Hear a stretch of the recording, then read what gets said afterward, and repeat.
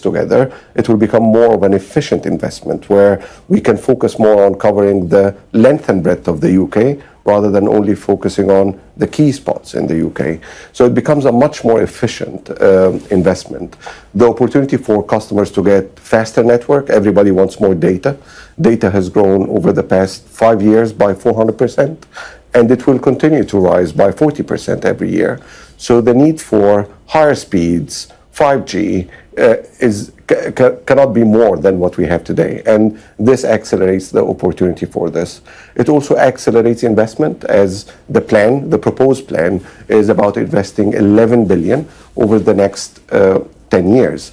This amount of investment will not only build a world-class 5G standalone network, but will also accelerate investment in the UK, will accelerate employment in the UK. And then, maybe last but not least, is from a competition perspective, we believe in a market that's competitive. And to deliver on this, we need the third and fourth players, they come together, they properly challenge the two leading players in the market, and we get more of a competitive environment with more choice for consumers and businesses. And the reason for this increased investment as a merged entity is because at the moment the pair of you are not covering your cost of capital.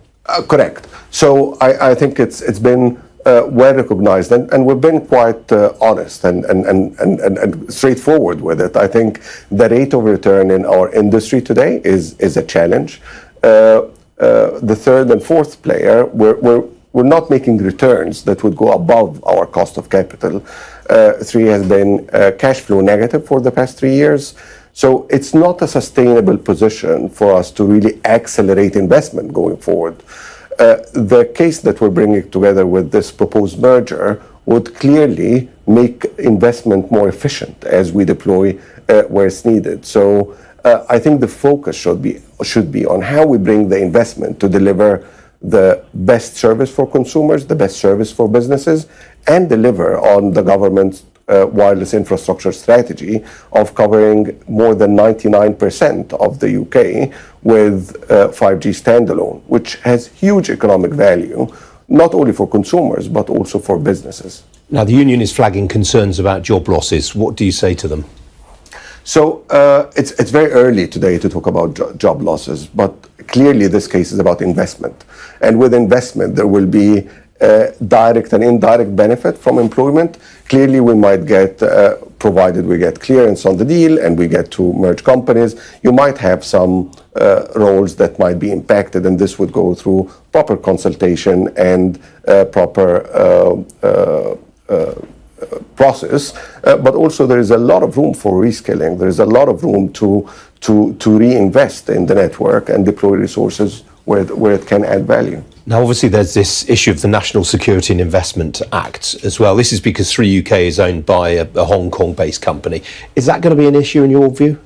In my opinion, we take security procedures very seriously. And as a business that's regulated and managed by the Telecom Security Regulation in the UK, and also we respect customer privacy, we take this very seriously. I can tell you that within our business, only customer vetted teams would have access to secure details. So in some cases, not even myself or my group CEO would have access to such information. Both businesses today are operating in the UK. Both businesses are subject to the same regulation. We will need to go through the national security process as we go through it, but we're quite confident that we have a strong case and we have strong compliance when it comes to security. Now, this will take the market from 4 players to 3. Are you expecting a lengthy competition investigation? So I cannot speak on behalf of the CMA on this front, but I have to say we need to look to the market in a realistic way. What this deal is proposing and what it's bringing is really a third big challenger to add to the competition of the two big markets, the two big companies in the market. So it's really, we need to see it as, it's not 4 to 3, it's actually 2 to 3.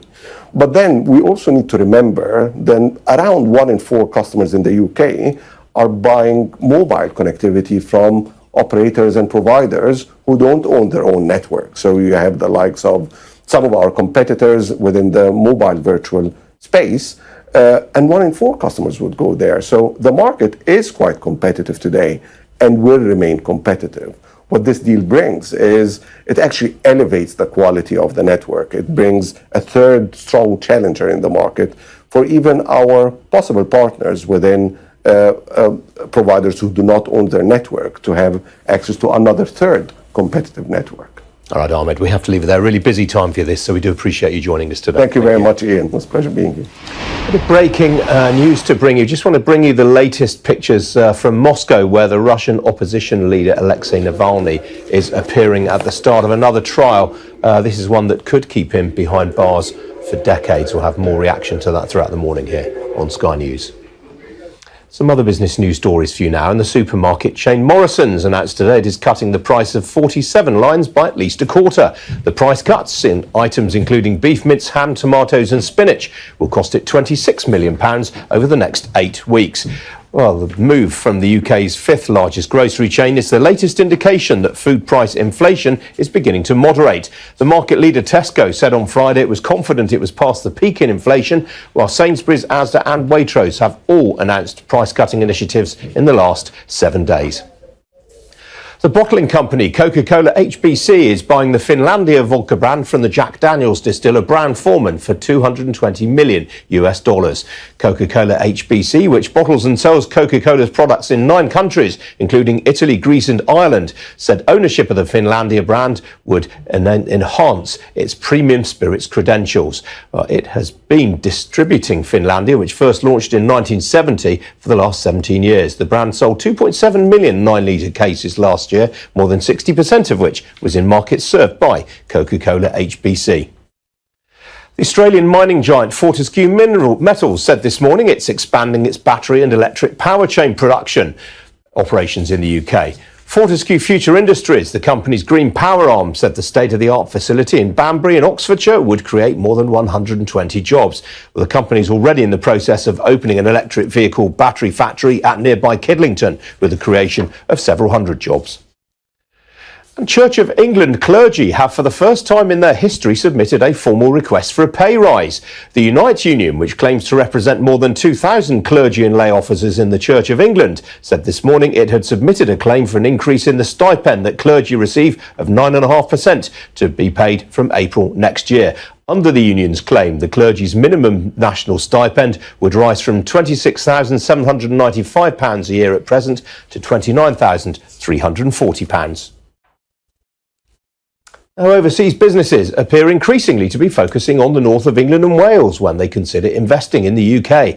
That is one of the main conclusions of a piece of analysis by EY into foreign direct investment into the UK during the last couple of years. Well, the Business Services Group found that while the number of foreign direct investment projects fell by 6% in 2022, that was largely due to big declines in London and the southeast of England. There was a 33% rise in the north east of England, a 27.5% rise in Yorkshire and a 23% rise in the East Midlands. Well, joining me now is the UK Chief Economist at EY, Peter Arnold. Peter, good to see you again. Why is the north of England attracting more FDI projects? Well, as you flagged, we have seen quite a big rise in investment into the north of England this year. And I think that there's a few things here. I think levelling up does appear to be, as a concept, as a government policy, appear to be cutting through with foreign investors. So when we ask investors what policy priorities they think the government should adopt, levelling up actually comes first. So I think there is that awareness and actually a desire for foreign investors to support that agenda. And then when we look at the kind of sectorial composition of the north, we see actually that there's some real advantages there that are attracting that type of investment. So we see digital investment in the north has held up better than in London. Perhaps digital companies are looking to expand their footprint across the UK, but have also seen a strong performance in manufacturing and a strong performance in projects associated with renewable energy and utilities in the northeast in particular. So I think that net zero agenda, the levelling up agenda, the combination of those two really beginning to drive investment in the north. So it's the type of investment project that appears to be driving this. Yes, what we're seeing is sort of larger manufacturing projects that bring a lot of value to the regions as well. They tend to deliver more jobs than perhaps a sales and marketing investment, and often in that net zero in the energy transition space. So we're seeing offshore wind investments in EVs, in carbon capture, utilisation and storage, and in hydrogen. So I think that is a real element of what's driving that northern success story. despite that, London is still top of the charts in terms of the overall number of projects. Yes, I mean, absolutely. London remains, if you like, the engine of the UK economy. It attracted almost 300 projects this year. And yes, they were down, but it's still the number one destination in the UK in terms of projects recorded. Investors still say it's their preferred location. And actually, London on its own is the sort of the fifth most important destination for FDI across the whole of Europe, behind only 4 countries. So it still is really, really attractive, but clearly no room for complacency. And I think this year's figures, policymakers will have to think a little bit about why numbers are falling. Yeah, that's a good point you make there. What about Wales? I mean, that saw the biggest increase in growth of projects anyway. Is that just because it's coming off quite a low base? Well, I think Wales has probably, and I don't want to upset anybody, it's probably underperformed for the last few years. And it does feel they had a good performance this year. Projects up to 31, up from 17 last year. So quite a strong performance for Wales. And then perhaps there is, after years of underperformance, maybe there's now opportunity, I think, for Wales to also get a bit of momentum in foreign investment. What's really interesting is that there are a number of cities that stand out for doing especially well in terms of attracting investment. I mean, Manchester is one, Edinburgh is another. Yes, and so what they have done really very well is been able to, particularly Manchester, has crafted an identity and a sort of sense of vision and drive for the region. Manchester has a very clear offer now to investors. A lot of its success is built around digital, creative and professional services in the Manchester city centre. But also we know globally it has a global brand associated with the football team and a number of other areas. So I think that's football teams, Peter. Football teams, of course, apologies. That is very clearly Manchester's international offer. And I think Edinburgh and indeed Scotland as a whole also does very well in that regard. It has a clear offer to investors. And the key cities in Scotland, Edinburgh, Glasgow, Aberdeen, it has 3 cities in the top 5 and very clear offers again around Scotland's traditional strengths in financial services, in oil and gas, now in renewable energy and also in digital technology. So it's that clear sense of offer. We've built a clear opportunity for investors to come and invest. And that's what Manchester, Edinburgh and some of the more successful areas have done. All right, Peter, got to leave it there. Good to see you this morning. Thank you very much. Thanks, Ian. Still to come here on Ian King Live, we're going to have a look at how global markets are doing this Monday morning. Don't go away.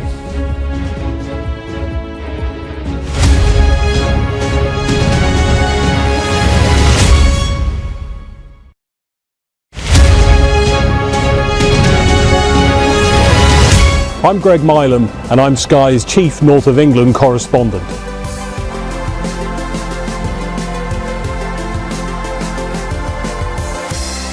We aim to be the best and most trusted place for news.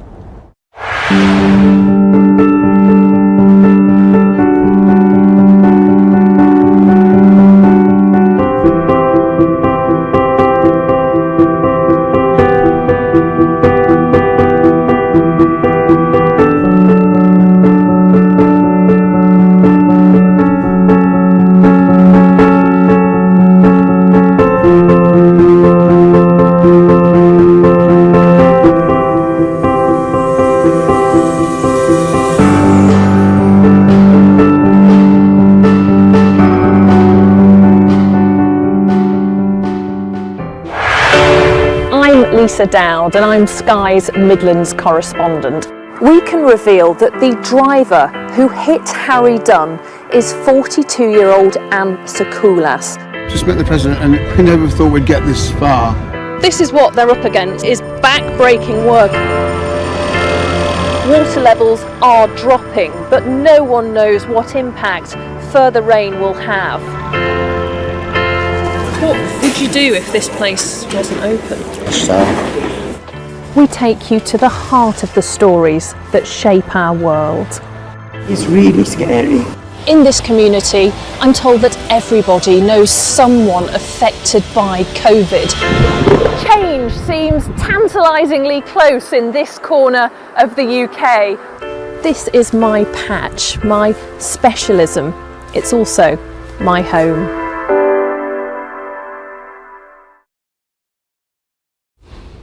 Welcome back. Now, late payments by larger suppliers has for many years been a bugbear of small business and remains so despite moves by the government to name and shame persistent offenders.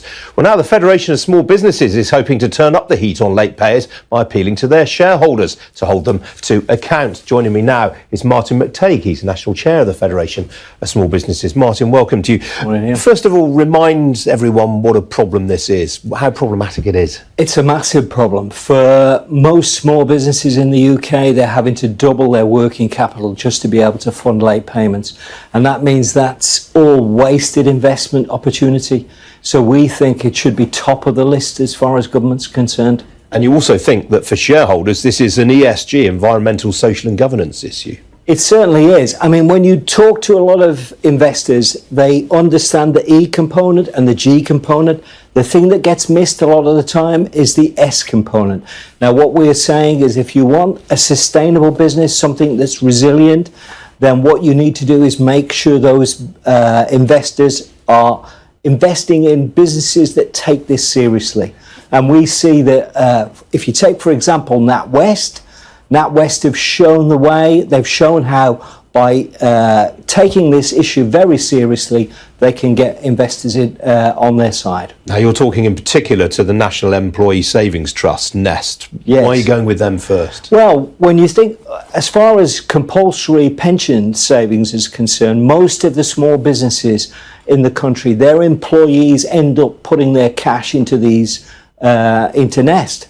And if NEST is not taking this issue seriously and putting S very high on the agenda, then what we're seeing is small businesses suffering instead of being able to gain from that investment. What are you hoping that these shareholders are going to do? You're not looking for them to disinvest from late payers, just wrap them over the knuckles? Well, we think ultimately it's in their own interest to disinvest, because if a business is consistently abusing its suppliers, then ultimately that will undermine that business, and they will find that they find it much more difficult to get suppliers, and the suppliers they've got are likely to be less resilient. Of course, not every shareholder is investing solely on ESG grounds. Some of them might like the fact that these companies are husbanding their cash resources carefully. Well, that's a pretty short-sighted view, because ultimately, most big businesses are only as good as the suppliers and the employees. Now, if they don't take that issue seriously, they may get away with it in the short term, and shareholders should think about that. But in the longer term, that business is under threat. All right, Martin, got to leave it there. Good to see you this morning. Thank you.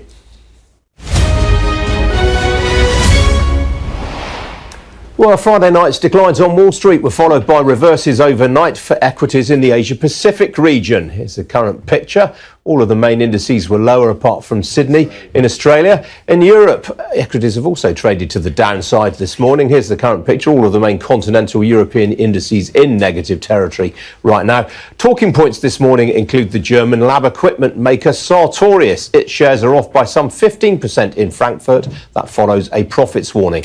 Well, here in London, the FTSE 100 is also in negative territory right now, off 0.25% in a broad-based sell-off. In terms of features, well, Ocado and JD Sports are the biggest blue chip fallers in percentage terms. At the top of the screen there, you can see Croda, the specialty chemicals group. That's off by 1.33% right now. That is off due to broker comment. Outside the FTSE 100, the refurbished consumer technology specialist Music Magpie is ahead by some 8.5%. That's on an upbeat trading statement, while the security systems provider Synectics is up by 2.25% for similar regions. On the foreign exchange markets, well, the pound last week enjoyed its best weekly gain since December last year to hit a 14-month high against the US dollar. It's given back a bit of those gains today, but not very much. It's more or less unchanged right now against the greenback and against the euro. Not much action in the FX markets. I should say Wall Street, by the way, is closed today for a public holiday. And on the oil price, well, that rallied on Friday. Today, it's given up some of those gains. Barrel of Brent crude will currently set you back $76.44 a barrel. That's off 0.1%. Well, joining me now is Will Hobbs. He's Chief Investment Officer for UK Wealth Management at Barclays. Will, good to see you this morning. I mean, it's all about, I guess, the Bank of England this week. We had the Fed last week and the Bank of Japan and the European Central Bank over to the Bank of England this week. Very much so, Ian. And I think, the point from us is that, the battle with inflation is not done yet. There are a few sort of geographies where inflation's legs are getting a bit wobbly, but it's nowhere near on the canvas yet. But the problem for the UK is that of all the economies fighting inflation, this looks like the one that's still got most to do in order to sort of finally put it on the canvas, so to speak. Are you expecting a quarter point hike, or do you think they could go the whole hog and raise by half a point? I mean, there's certainly the threat of the 0.5 point, but we're still, our forecasts still say it's still 2 quarter point forecasts left in this cycle. As you know, the market is saying a bit more than that. I think you've got 90 bips priced in for the next 3 months and maybe 130 beyond that. The question for markets in the context of, the coverage you guys have been doing so well on the mortgage strains, is how much can they do?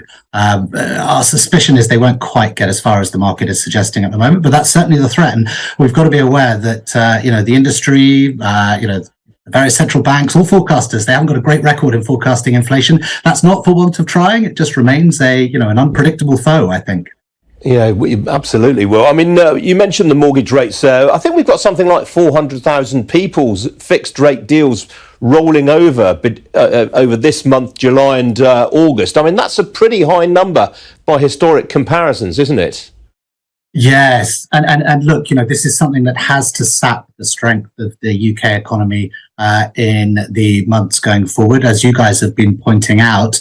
I mean, that there are some sort of mitigating factors here. So what you will find in Q3 is that some of those energy bills will come down. That should be a little bit helpful. The other point that people have been making regularly is that if you look at sort of, the percentage of people actually exposed to mortgages or have mortgages, households, is lower than it was 10, 20 years ago. It's down to around about 30%. And there is significant overlap in that 30% of households with those households that still have some dry powder squirreled away from the pandemic and other kind of other factors. That's not to minimize the stress and strain of this on various households, but there are mitigating factors. We're still stopping short of, doomsday. The concern I think that we've all got to watch for is this something non-linear in the housing market. So far, you found house prices drifting low, but not anything kind of comparable with other economies that have got similar shaped mortgage burdens to the UK. The risk is that actually people are starting to force to bring their houses to market at lower prices and realize those lower prices and creating something a little bit more dangerous. But that's not the case at the moment. But we are at a very precarious moment, and the central bank is right in the middle of it. As you say, well, very precarious. Good to talk to you as ever. Thanks for joining us.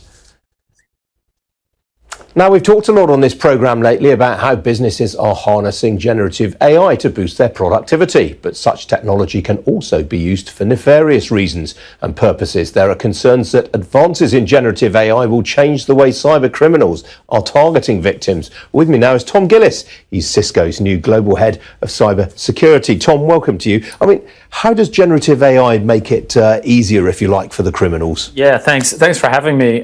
So it's a huge change in technology, and that we in the industry have been using AI for decades, but all of a sudden AI can process words.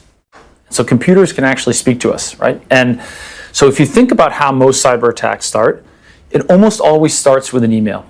Remember that friendly international prince that needs to borrow your bank account? Remember that guy, right? Wonderful, friendly fella. Well, it's very easy to spot those emails because of the obvious spelling mistakes, phonetical, grammatical errors. Generative AI makes that go away.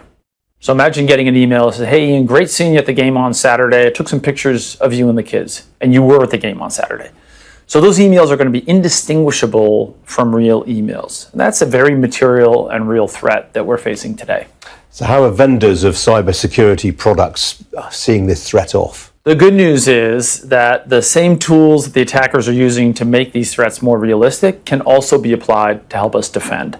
And so as I said, we've been using AI to analyze things like email for decades, and having the ability to process an order of magnitude more information allows us to figure out friend from foe far more accurately than we could in the past. And so I believe that we'll be able to stay a step ahead of the attackers with these technologies. What else are you doing with AI?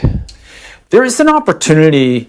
There's some buzz in the industry about, can AI replace a security analyst? And I think we're realizing that that's probably never going to be the case, especially in security, because you always have a human on the other end of the wire that's trying to manipulate and fool the computers. But can AI be a very, very powerful assistant? Absolutely. So things as mundane as writing rules that go into a firewall, we think we can make that 10 times more efficient. Humans are still involved, but we can make the human technologists more efficient with an AI assistant. You've been talking a lot about something called XDR, Extended Detection and Remediation. What does that mean in practice for the uninitiated? Doing your homework, yes. So as those emails from that friendly prince become more and more indistinguishable, we realized in the industry is that we can't just look at email. We can't just look on the endpoint. We can't just look on the network. We have to look across all of them. And so the industry calls it XDR, Extended Detection or Remediation, where you look across email, web, endpoint, and network, and you correlate an activity and be like, wait a minute, that friendly fellow that says he saw you at the game, that's not a real email, and your machine is behaving badly and is trying to access a customer database. Right? If we can lay these things out side by side, the attacks become much more clear. I mean, the weird thing about this is it's taking human interaction out of this to an extent. I mean, certainly at our company, we're always told to be on our guard and look closely at this. It feels as in future as though the computers are going to be doing all of that. Yeah, well, when you can talk to a computer and it can now all of a sudden talk back to you in a sensible way, it is going to transform everything about how we interact with these systems, but also how these systems can be used to spoof us in our day-to-day life. Yes. Now, you left Cisco in 2011 and you came back this year.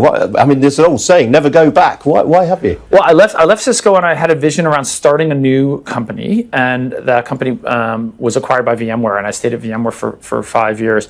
I chose to come back to Cisco this time because I think there is a significant shift happening in industry where that XDR thing you were asking me about is representative of the need to look very broadly across multiple different domains, and that drives a need for a security platform. And Cisco is particularly well suited because we have email, web, endpoint, and network, and we can stitch all that together in a way to make it easier for our customers to digest and more effective at stopping that friendly prince. All right, Tom. Sorry, I'm tongue-tied this morning. It's terrible. Great to see you this morning. Thanks for having me, Ian. Yes. We're going to break into the business news now and go to Edinburgh, where the Labour leader, Sir Keir Starmer, is giving a speech. We're going to listen in. And that's why I'm delighted to be here in Leith to launch the Labour Party's national mission on clean energy, a cause that will create good jobs, well-paid jobs, 500,000 new jobs, 50,000 here in Scotland, will power us forwards towards net zero, generate growth right across the country, end the suffocating cost of living crisis, get Putin's boot off our throat with real energy security, a stronger, more secure Britain, once again at the service of working people with cheaper bills and clean electricity by 2030.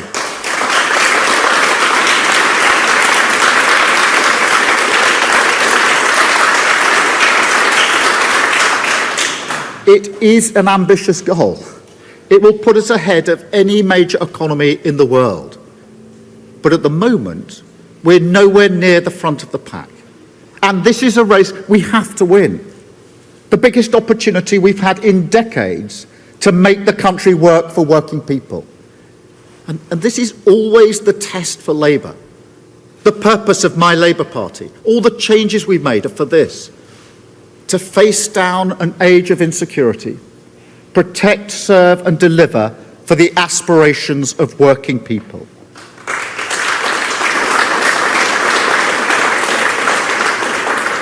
And we relish it. We embrace the harsh light of clear accountability. That's the challenge we choose with mission-led government. And we do it because there are deeper questions here. Questions, I'll be frank, that are being asked of all of us, being asked of Britain. Can we still achieve great things? Can we unite and move forward? Can we change? Can we grow? Can we get things done? Can we build things? New industries, new technologies, new jobs. Will they come to our shores? Or will the future pass us by? You can put it even more starkly. Around the world, people want to know, are we still a great nation? And look, if the question is about the British people, the answer is emphatically yes. But if it's about British politics, I don't need to even answer that, do I? This is what we're taking on. The Labour offer at the next election: a new government and a new way of governing, a plan for change, a plan to use clean power to build a new Britain, a plan to get our future back and say to those who doubt that we can still be great, we are, we can, and we will.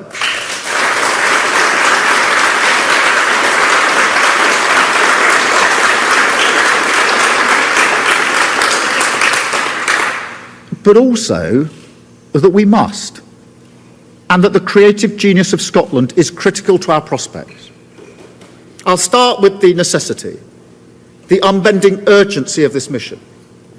It's not just about the imperative of the climate emergency, not just the fundamentals of global economic competition, the race for the jobs of the future. It's all of that, absolutely.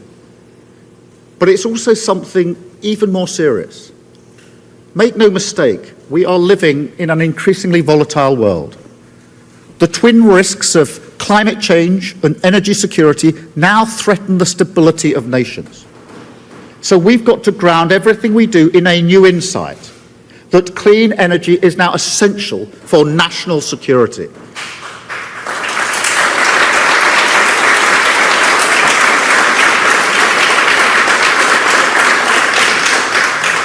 Our allies, in the White House in particular, have been crystal clear about this. And the war in Ukraine shows the argument with total clarity. It's asking deep and difficult questions of all of us. And I fully accept, especially here, fossil fuel energy plays a huge role in the Scottish economy. It's also part of the social fabric. Communities depend on it. The jobs it provides, good jobs for working people, they're precious. And I'm not going to give you a moral sermon about the urgency of climate change. Everyone if gets you've only that. had one COVID-19 vaccination or haven't had one at all, you can still get your free vaccine until the 30th of June. Book your vaccine through the NHS app online at nhs.uk/COVID vaccination or call 119 for free. Hi everyone, it's your girl BB Clement, the author of How to Go From Employee to Entrepreneur and the host of your weekly business show, BB Means Business, the show where we discuss everything you ever wanted to know about business but you were afraid to ask. How do I start my business? How do I raise the finance? How do I grow my business? Where am I going to find my customers? Join me every Tuesday at 1:30 p.m. on Starr Radio UK to get all the information and tips that you need to become a successful entrepreneur and become financially free. Remember, don't let life dictate to you. Rather, put your signature on life. Hi guys, this is your friend Uruj from SendWave. SendWave is a money transfer app that is used by people all over the world to send money to their loved ones in Africa. With SendWave, you can send money to Ghana, Nigeria, Kenya, Uganda, and Tanzania. And the best part is, SendWave is absolutely commission-free.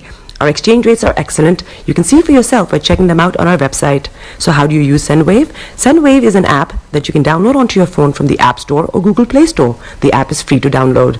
After downloading it, just open the app and enter your name, email, and phone number. That's it. You're good to go. Make sure you use the promo code SR. S for Star, R for Radio. This promo code will give you £5 free credit to send to Africa on your first transaction. Your money will be delivered to your recipient within seconds. Feel free to call me on 0749 7377 647 at any time. I'll be happy to tell you all about SendWave and help you in any way I can. Remember to use the promo code SR for £5 free credit. Medasse. Hi, I'm Ada Williams and I'm an NHS pharmacist. Don't get caught out by COVID this summer. If you have only had one COVID-19 vaccination or haven't had one at all, you can still get your free vaccine until the 30th of June.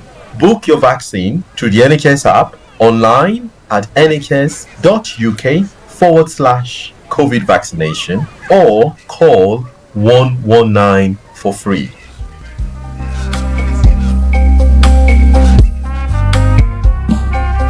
Are you looking for the fastest, reliable, and trustworthy door-to-door shipment company? Well, look no further. When was the last time your family received a shipment back in Ghana on time and in time? You are not sure? Well, Lamb Shippers, we pride ourselves with being the fastest, reliable, and trustworthy shippers you can use. You are assured of a prompt pickup anywhere in the UK by our personnel. They also make sure your items are well packaged to get to its destination in time. When it comes to door-to-door shipment, look no further.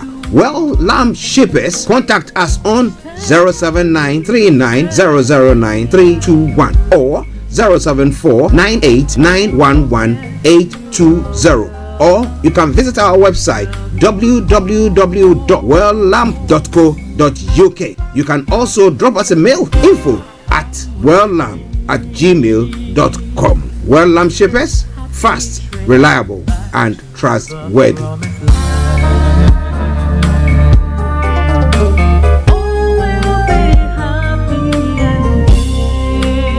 There. Are you dreaming of owning your own house in Ghana? Then you will need a well-documented piece of land that is free from troubles. I highly recommend My Africa Property for any size of land that you will need. With My Africa Property, lands are available in Pram, Sopoli, Tohenia, Ogome, Dodova, Winneba, and many other locations at affordable prices. These locations are about an hour away from the airport, only 35 minutes from the motorway, 10 minutes drive from Central University College, 10 minutes drive to the beach, and close to Pram Senior High School and Ghana Men's Soccer Center of Excellence.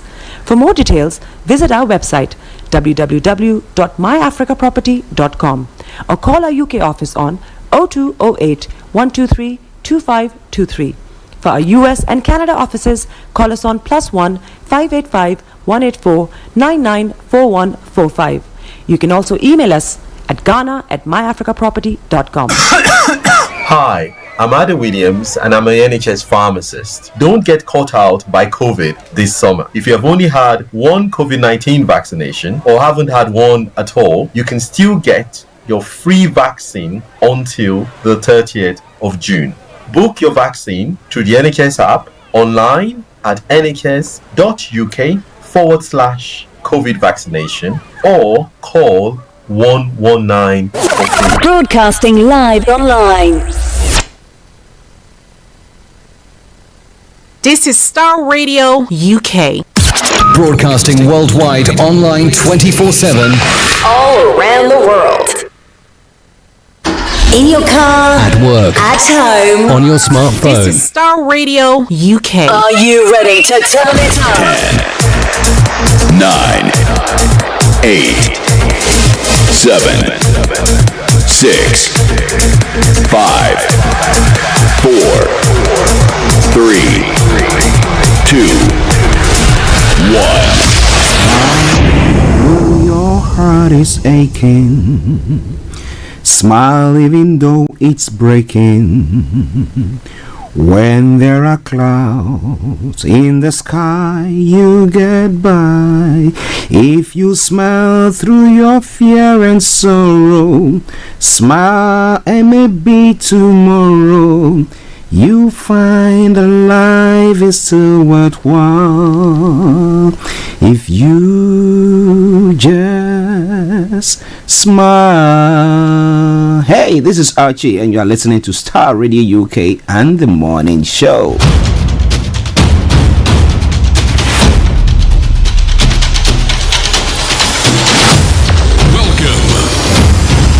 This is Starr Radio. This is UK. Starr Radio UK. This is Starr Radio UK.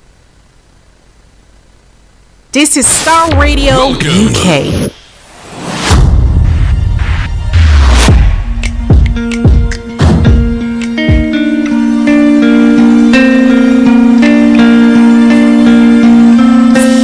Love for you runs deep. All of you makes my heart beat. You make the doubt they fade, Jesus, and that's what makes you great.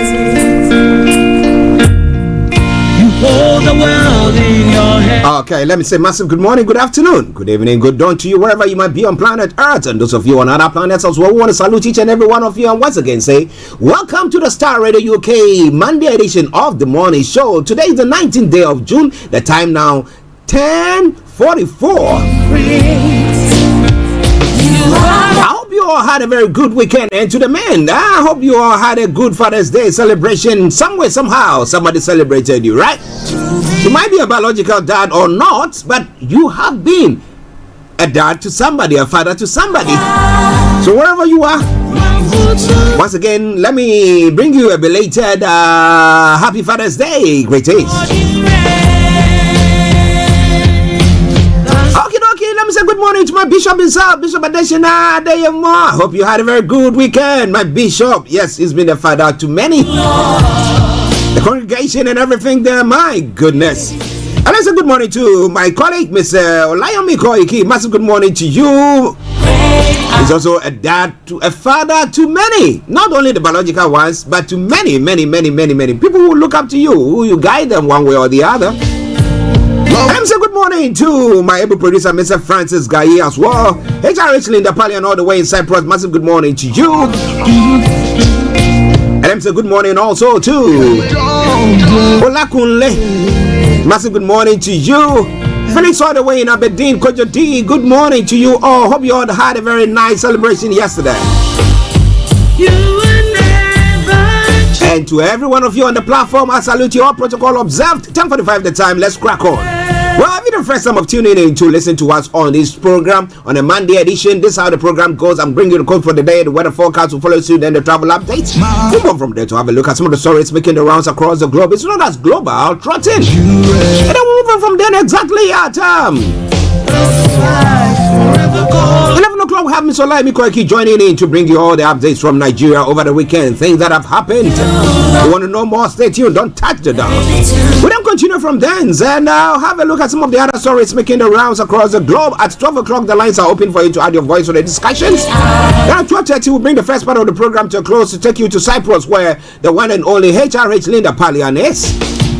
Then after that, we'll bring the curtains down for the end of the program. So in Nigeria, that's what's going to happen today. So wherever you are, don't touch the dial. Starr Radio UK, your favorite African and Caribbean radio station in London.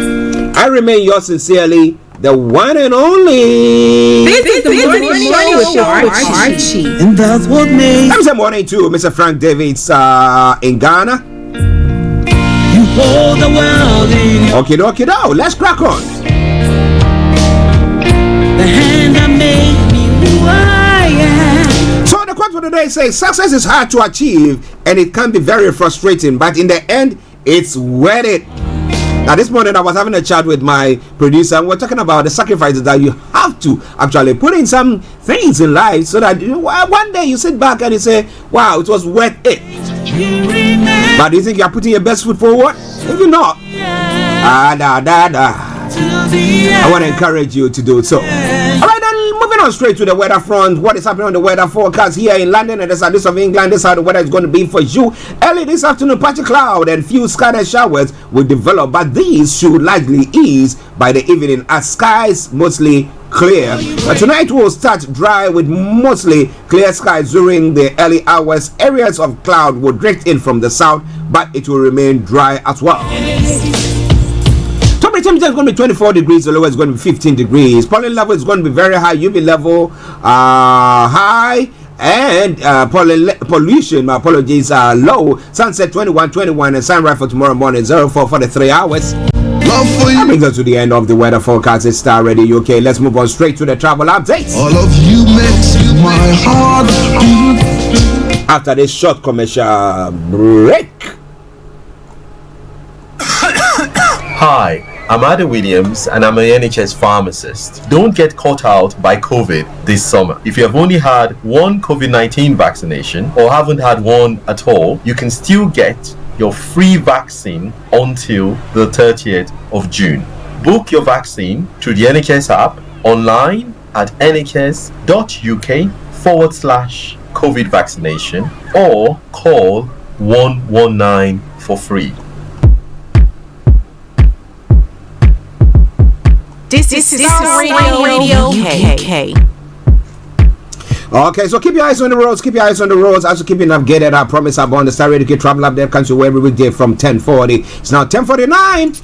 Well, on the Metropolitan line, the amount of delays Harrow on the Hill to Baker Street due to a track fault at Wembley Park. Good service on the rest of the line though.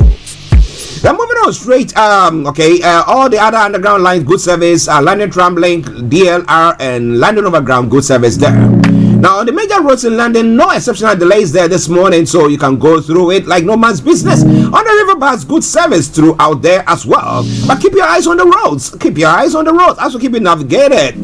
Now, when it comes to the London cable car, good service there as well. But I've come into the final segment of the travel update. That's the National Rail this morning.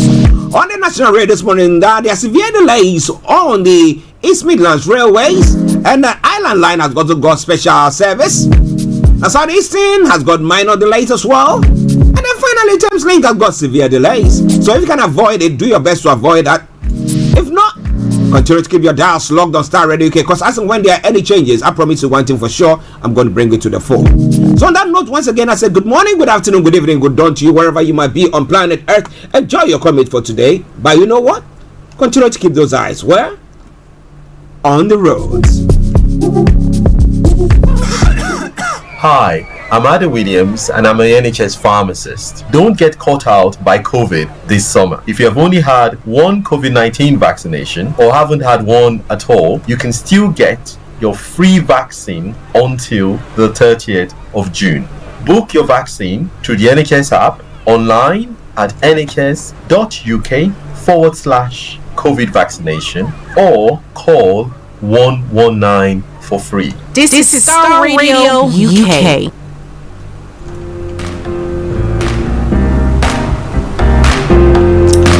Okay, Starr Radio UK. Oh, happy day. At least you are alive, and therefore there is hope for you. Mika Parry is there for you, whilst we bring you the Global Trotting. Happy day. Oh, happy day. Oh, happy day. Well, as we say, I'm glad Nigeria hasn't happened to you when you're there listening to us on this platform. Share the broadcast with your friends and loved ones and invite them to like our pages as well. When Jesus was. Now, when it comes to the summer stories I'm going to be looking at this morning, well, Labour threatens strike, resumes talks with the federal government about subsidy. Now, the government are going on to say that, you know what, we are not going to be subsidizing for the western part or the sub-Saharan Africa, that particular place. But well, ahead of the meeting between the federal government and the organized labor scheduled to hold today, Monday, the Nigerian Labour Congress has said the government must meet its demands to cushion their workers. And Nigeria has grown over affected of 7.5% VAT on petrol prices as well. Oh my, oh my. The CBN removes saving withdrawal limits on domiciliary accounts. Remember what the then CBN governor did introduce when they brought out the new currency. A Tinubu's removal of EFCC chair Bawa worrisome could undermine anti-corruption fight. That's what Heather is saying. Who is Heather? We're going to be telling you more about that. Akintande Matthew, the pastor of Christ the King Church, says Nigeria youths are morally bankrupt and heavily influenced by negative trends on social media. Well, we say it all the time, the devil finds work for the idle hands. He washed my sins away. Imo ex-governor Okorocha narrates attack on convoy by gunmen killing off policeman. So more going to be coming your way from there, but wherever you are, don't you go away. It is all coming your way from Starr Radio UK, your favorite African and Caribbean radio station in London. In other parts of the world as well, Uganda, grieving relatives buried their dead after school attack. Now, grieving families buried their dead in Western Uganda on Sunday after militants killed dozens of students in a school attack near the capital. The Malians cast their votes in a constitutional referendum. And what's going to be the outcome of that? Oh, well. President Ramaphosa tells Adam and Putin the war must stop. Must end in Ukraine. But as Putin give a hoot about what African leaders are saying, he said, you know what, you are always carrying your calabash going around begging for arms. So if I say I'm going to do something, what can you do about it? When Jesus was. I see a posture of Putin watching Ramaphosa. It's quite an interesting one. Wow. Another story is making the rounds as well. Sudan begins ceasefire ahead of humanitarian conference to seek funds. A 3-day truce came ahead of a pledging conference the UN and other nations will organize Monday to raise funds to cover Sudan's humanitarian issues going on. Why don't they bring those leaders, crash their heads together to stop what they are doing? Because they are causing mayhem.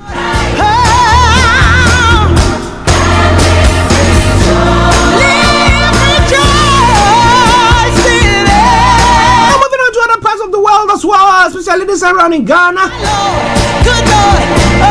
have my own vision for Ghana. Bawumia is saying biometrics. And Parliament have been forced to adjourn as MPs accompany Bawumia to file nomination forms. Interesting? That was on Friday. Everybody wants to be in their good books. The MPP has gone indecent lengths to rob a say not of parliamentary rep. Mahama is saying. I'll be telling you more about that as the program unfolds. Happy day. It's happy. Wow. Oh, happy day by Mickey Paris there as well. Starr Radio UK, your favorite African and Caribbean radio station in London. When Jesus was.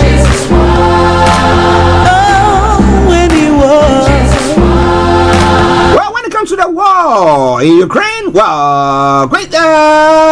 attacks are going on.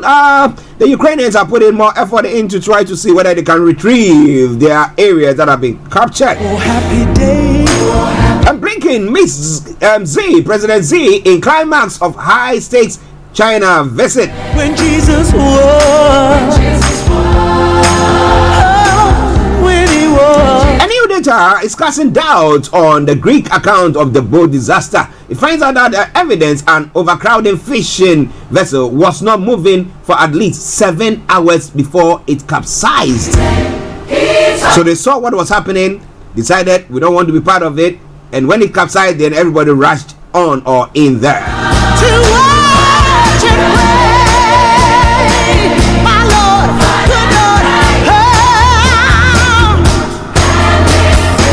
Is facing decades in prison in new trial. The Russian opposition leader faces multiple charges of extremism, which he says are politically motivated.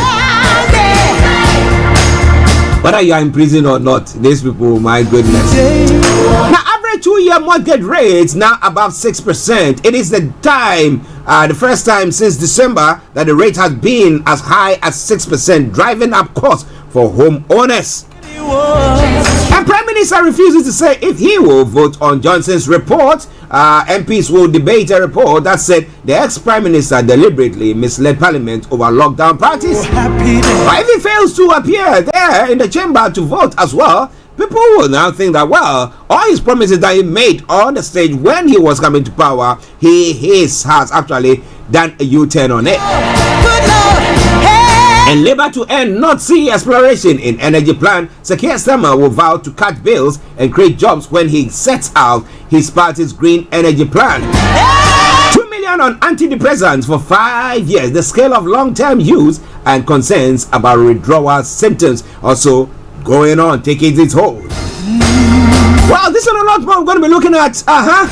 Or wherever you are, don't you go away. It is Starr Radio UK on the Monday edition of the morning show with me, your one and only Archie. Okay, oh happy day. Thank you very much, Mickey Paris. Now let's go to USA where we have Josie Avila, who is bringing you some African medley there. Enjoy it, and I will be with you pretty soon once we have Miss Olayomi Koiki, the Wild Lion, joining in to bring you updates from Nigeria. Stay tuned. Don't you go away. My God is good. My God is good. Somebody clap those hands.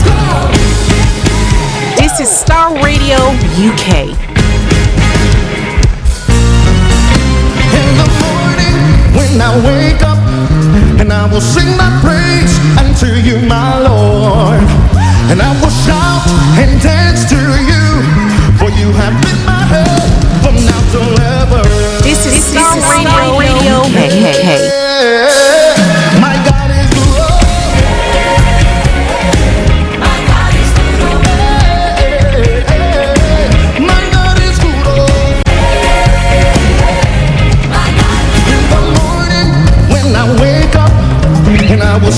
praise unto you, my Lord.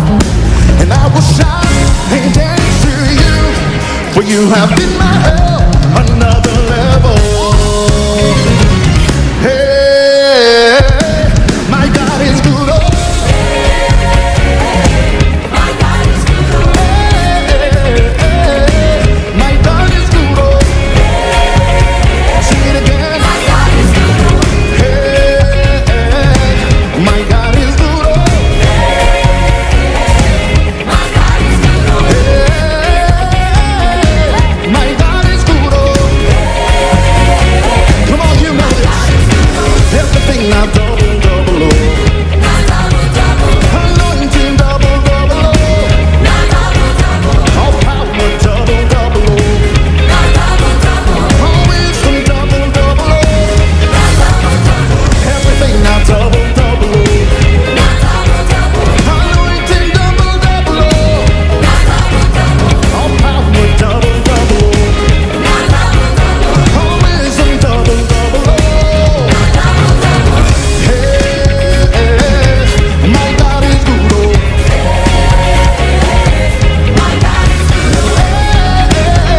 This is Starr Radio.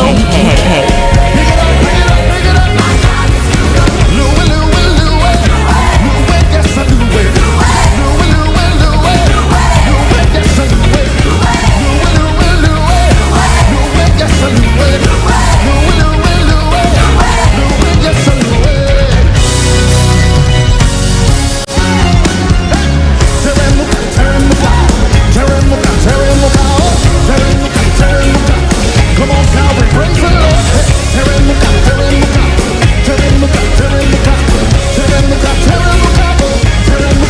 Lord, you are good and your mercy is forever. How many know that is good? Lord, you are good and your mercy is forever. Yes, He's so good. Lord, you are good and your mercy is forever. Lord, you are good and your mercy is forever. Jehovah, Jehovah, you are the most high God. Jehovah, you are the most high. Jehovah, you are the most high God. Jehovah, you are the most high. Waymaker, you are the most high God. My healer, you are the most high. Deliverer, you are the most high God. Jehovah, Jehovah, Jehovah,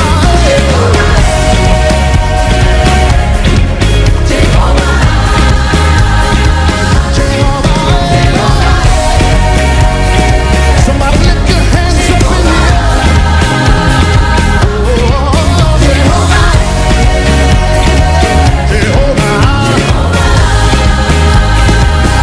Come on, listen up. Say, who has the final say? Who has the final say?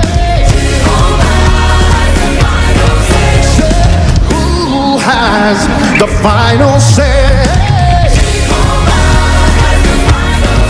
Oh, who has the final say? Jehovah turn my life around. He has turned my life around. Does He make a way? Where there is no way. Jehovah has the final say. Oh, who has the final say? Jehovah has the final say. Who has the final say? This is Starr Radio UK. Say, who has the final say? Well, who has the final say? Jehovah has the final say in your life, and therefore nobody can turn things the way that He has to do, wherever you believe in. But thank God, thank God, thank God, thank God. I hope you've enjoyed that tune there.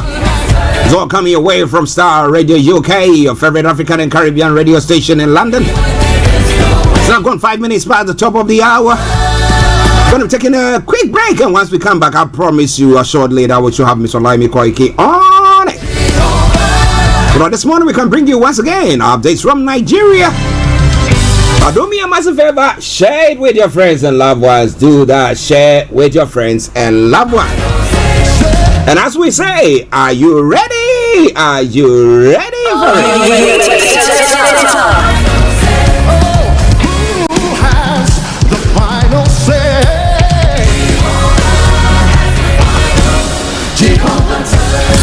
Broadcasting worldwide, online 24/7. Online 24/7. Does he make no way?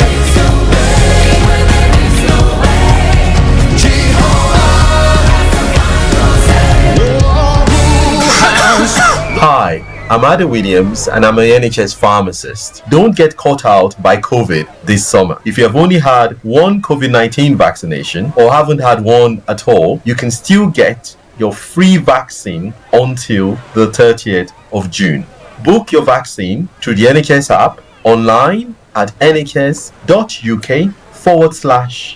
vaccination, or call 119 for free. Hi everyone, it's your girl BB Clement, the author of How to Go from Employee to Entrepreneur and the host of your weekly business show, BB Means Business, the show where we discuss everything you ever wanted to know about business but you were afraid to ask. How do I start my business? How do I raise the finance? How do I grow my business? Where am I going to find my customers?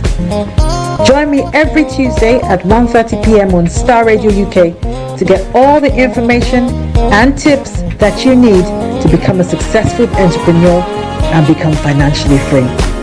Remember, don't let life dictate to you.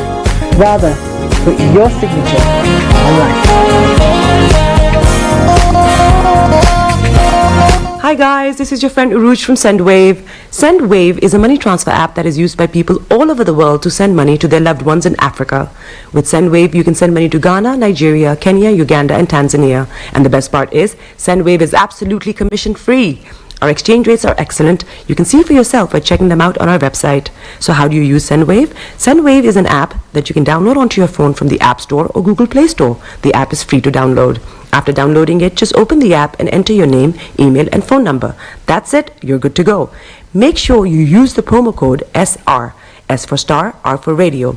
This promo code will give you £5 free credit to send to Africa on your first transaction.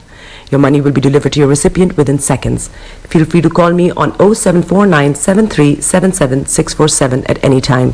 I'll be happy to tell you all about SendWave and help you in any way I can. Remember to use the promo code SR for £5 free credit. Medasse. Afrobeat reggae dancehall taking over. Everywhere you go, Afrobeat reggae dancehall taking over. Yo, what's up, people? This is a boy Raskin Bobo One. Tune in every day, every night at the Starr Radio UK with the big man them Archie. When I say order, you say fire. Welcome back to the program Starr Radio UK, your favorite African and Caribbean radio station in London. As I did say last week, yes, bear with us because of the heat here. We have to turn some of the fans on, and it seems to be making a bit of noise. So just bear with us whilst we do so. But I hope that is not actually interfering with the audio. Okay, so yes, as we wait for Mr. Olayomi to join in, let's crack on. Let me bring you some of the stories making the rounds in Nigeria. I was poisoned at PDP office, suffered liver and kidney failure. Wike makes revelation.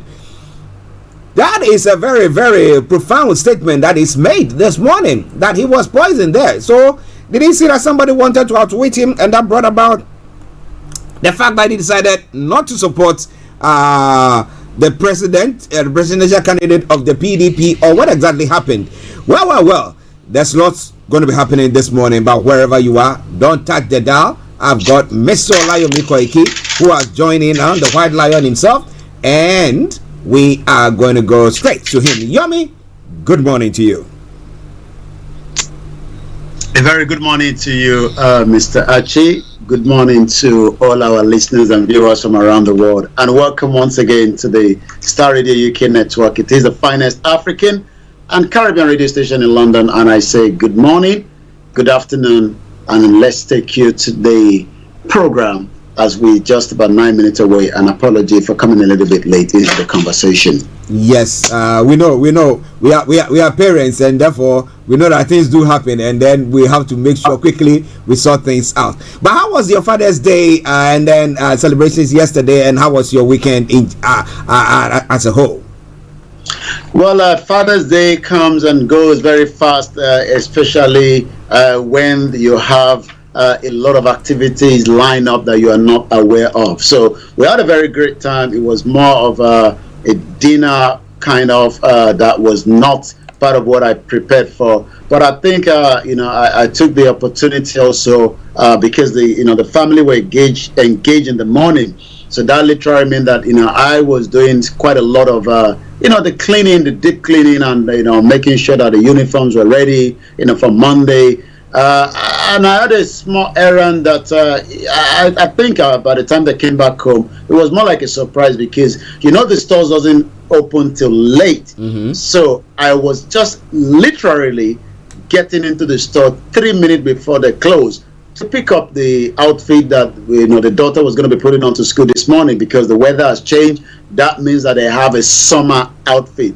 But when we say Father's Day, I think is more of the generosity that we think of, especially when there's so many fathers that cannot be a father anymore in Nigeria, Africa, because I saw a young man that was stealing from the railway. He was only needing about 2,000 naira to feed. And these are some of the concern that we talked about in terms of a country that has so much that will have put in a Father's Day into the heart of so many as well. Wow, interesting. But just a quick one. So apart from that video or that this and that you saw, do you think how would Nigerian, the ordinary man, okay, let me put it that way, the ordinary father be celebrated over the weekend? How were they celebrated? Well, I think it's a mixed match because when you look at Nigeria, the question that comes up to your mind all the time is how did we get it wrong, and what actually happened, that Nigeria today is no longer, the Nigeria in the 60s. So as many Nigerians are struggling, we've got to put that in record, and they are really struggling. And the reason why they are struggling is because, Nigeria is not providing enough services for them. And that literally means that more Nigerians are finding it difficult, to survive. But again, we are here to continue to checkmate, especially the government for governances. I was listening to the former president Olusegun Obasanjo, the interview he granted, and playing back to what Obasanjo was saying.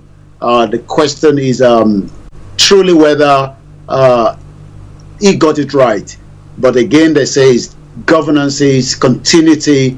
But whether Nigerians have a future is a question in the Ahmed Bola Tinubu, the 16th president of the Federal Republic of Nigeria. Well, the 16th president, and what is he doing? Now, interestingly, a report that has come through saying that his removal of Bauer, who is the head of the EFCC, is tantamount to what? Very, very worrisome and could undermine anti-corruption fight. Now, he reckons that the man, maybe there's something there that he thinks he didn't do well, and think that the one who is now being the referee for the players needed to be also a referee, then decided to just take him out. So, what new?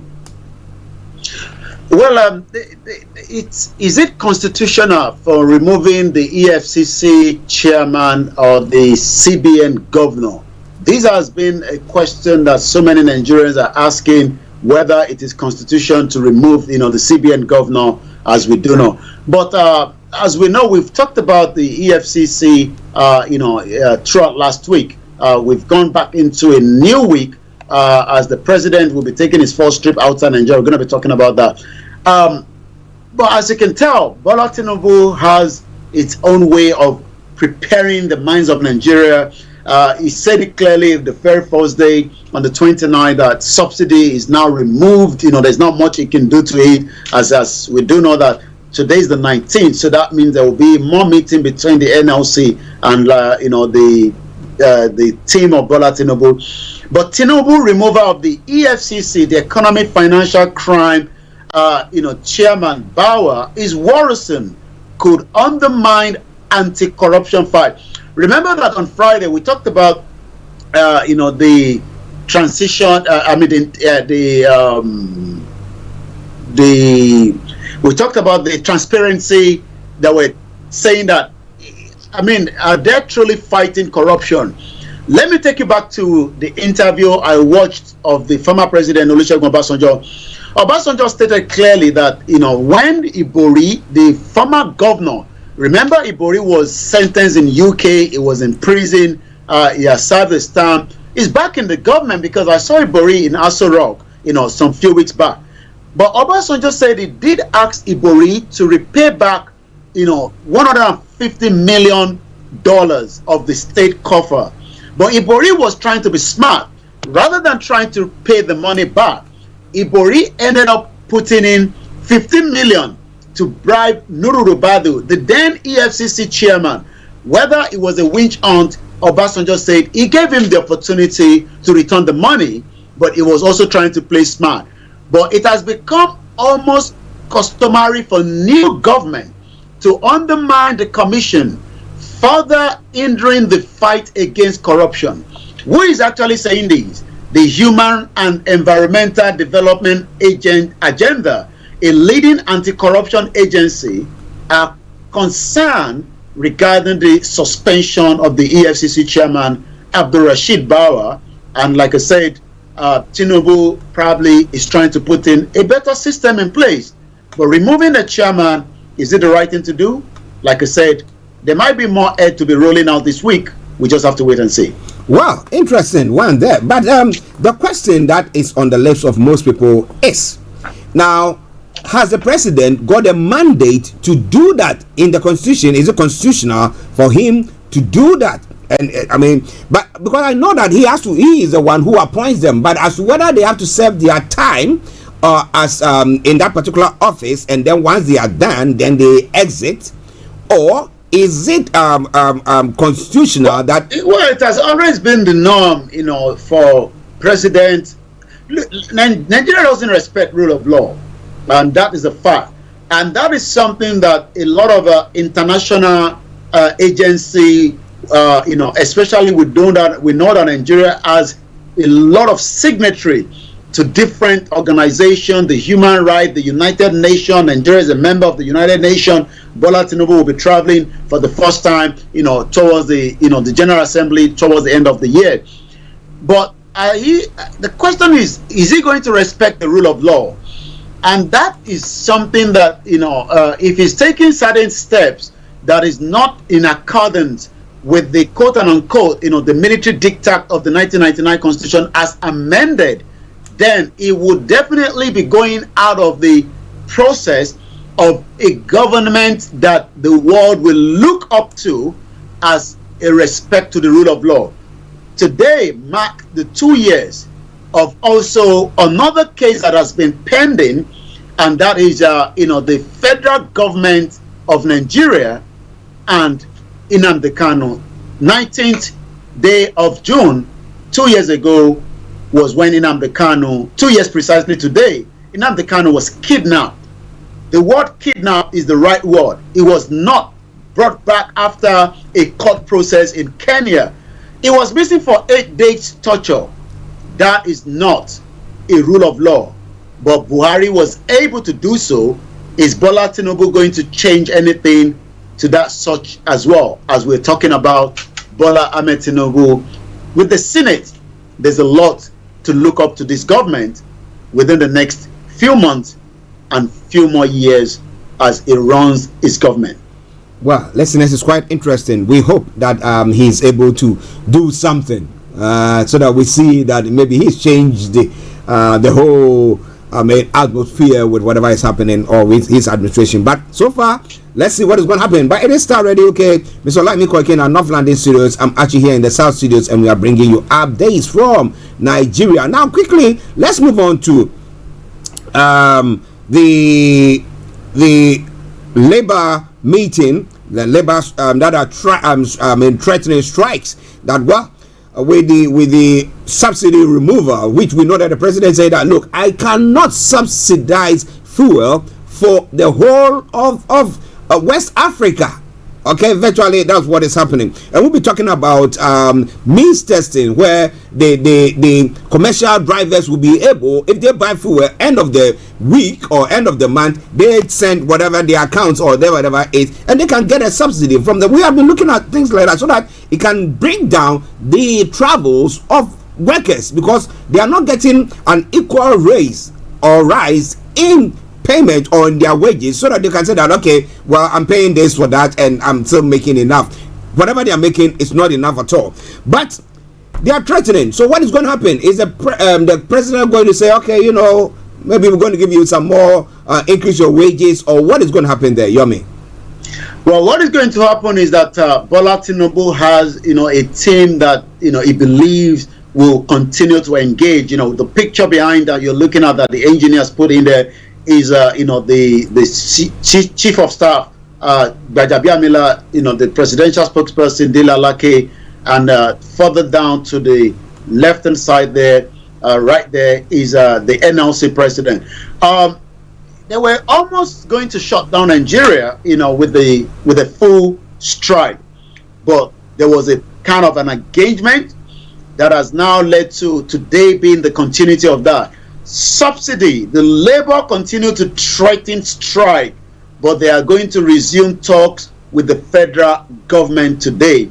Ahead of the meeting between the federal government and the organized labor schedule to hold today, Monday, the Nigerian Labour Congress has said the government must meet its demand to cushion the effect of the fuel subsidy removal. There has been a lot of you know, different people. I was listening to Asari Dokubo, a one-time militant that has now maybe converted and is now also part of those helping Nigeria to protect the oil pipeline. He even went further to say that Tinubu should not release Nnamdi Kanu, because releasing Nnamdi Kanu will be very, very dangerous. But that is not where we are going this morning. He actually went further to say that why should the NLC and all these organizations should be the one to enjoy more when it comes to, you know, the palliative, when an average Nigerian is not also enjoying that. Remember, I told you that a young Nigerian went to the rail track, removing some of the materials that is going to protect the rail track, to sell it off for 2,000 naira. So today we will find out whether, as the union continue to threaten, it will not hesitate to call out workers for industrial action, adding that it only suspend its planned strike does not mean that they cannot come out. If they are coming out, it's going to make a big impact. But what are the demands? It stated that the high cost of the fuel was inflicting unbearable hardship on Nigerians, adding that the government must act fast with respect to providing palliative. As the Nigerian Labour Congress says, it was expecting an increase in the minimum wage. Guess what, Mr. Archie? From 30,000 naira to 150,000 naira in a country that is in total mess, that is sinking like the Titanic very fast. I don't know where Bola Tinubu will be able to pay 150,000 naira. Even the 30,000 has never been paid for some states because they just can't afford to pay it. Wow, listeners, this is coming from Nigeria. It's updates from Nigeria with Mr. Olayomi in our North London studios. I'm actually here in the South studios, and we are bringing you everything that you need to know. Okay, let's move on. 5 suspected bandits killed in Katsina. 65 goats, 30 cows rescued. That's what the police are saying. That was the former president's country home, let me put it that way. But they seem to be rampaging. He didn't do much for them. So what is happening there, Yomi?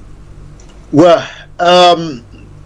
the situation with the insecurity in Nigeria is not going down as we thought. Maybe Tinubu will have to jiggle around to see what he can do. Security is all about intelligence, and if you don't have that intelligence, you are likely to continue to lose more lives. The question is it the first time that we are hearing bandits killed, 65 goats and 38 cows are rescued, which is a good one that the police in Katsina says they've been able to neutralize 5 suspected terrorists, arrested 1, and recover 143 animals in Jibia and Batasiri local government area of Katsina State, according to the police. But it was said the team in an intelligent-led operation, remember I told you, in any security situation, it has to be intelligent gathering. According to the spokesperson, ASP Abubakar Aliu, yesterday, says a team of intelligent-led operation raided and cleared the bandit camp in 2 affected local government, adding that the operation was conducted, guess what, with the collaboration of the hunters and the vigilante. The hunters tend to know the area more than the police, because as you know the word hunter, that means they're hunting every day. And sometimes they could feel that these people in this particular area are not meant to be there. And it seems that that is the best way to solve some of these. But what has happened with the former president, Muhammadu Buhari, I don't know what Tinubu is going to be doing, because our Lagos State did not support Amotekun. And we know the reason for that, because Tinubu has a big stake in Amotekun, in Lagos State. But we know that in Oyo State and likewise in Ondo State. But I was listening to a Yoruba presenter yesterday, now begging Dr. Chief Sunday Igboho to come back, because they are now having much terrorist activities happening in his saying in Oyo State. He's also saying that whoever among all the kings, the royal father, to plead with Tinubu that Igboho must return back. But the question is, what has been the offense of Igboho in the first place?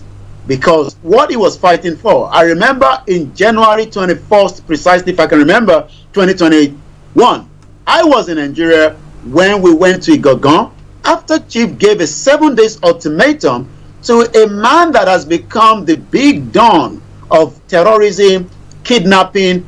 He would be the one that you have to pay the ransom to, then he would then get your people out. That was Seriki Igogon.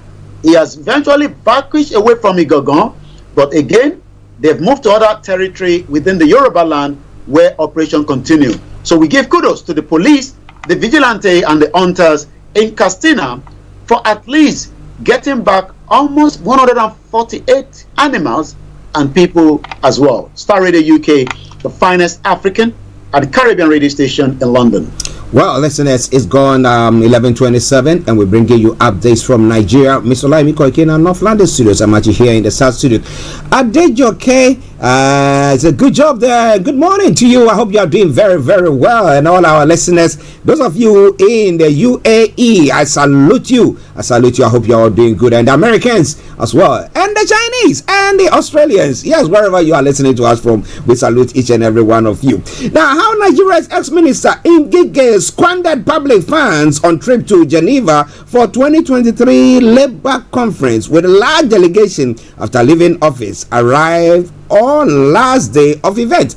Now, Yomi, I will come to you so that you tell us more about that. It's quite interesting. Maybe a conference that you're going, you could use those in the working in the foreign office, Nigerian foreign office there for them to join you, but they decide, yeah, let's splash it as if we are living on this in the Arab world where they've got a lot of money to spend. But Pastor Mo says, good morning. It's so funny. What has CSI done? Nigeria government has to say sorry to him. All right then. Thank you, Pastor Mo. And as many of you, Adejoke says lots of hearts allowed to you on air. Yes. Okay. So, Yomi, tell us more about that. A big delegation. Were you part of it? Well, most of them avoid us when they meet us in this kind of event. I remember traveling to Istanbul some few years back, and I met with the, some of those that came to that same event. Is the cinema conference, a big event, and I'm sure you know what it takes when it comes to cinema industry before the COVID, because the COVID has now allowed other organizations like the Netflix to take more opportunity after we were all locked in the COVID. And I met with the representative from Nigeria, and the moment I introduced myself, as a media, they run away because they thought that maybe I would be sharing with some of the extra code that they are bringing in as well. It has always been the case that, who is Ngige? That's him behind me there. He's also the one that told Nigerians that having Nigerians to go outside the country as a doctor is as a benefit because they will return back forex into the country. He's 70 years old. He was born on the 8th of August 1952. His full name is Chris Nwabueze Ngige. He's a Nigerian politician and a medical doctor. He's no longer the Minister of Labor and Employment of Nigeria, but he was at the time. He was also elected a senator for Anambra.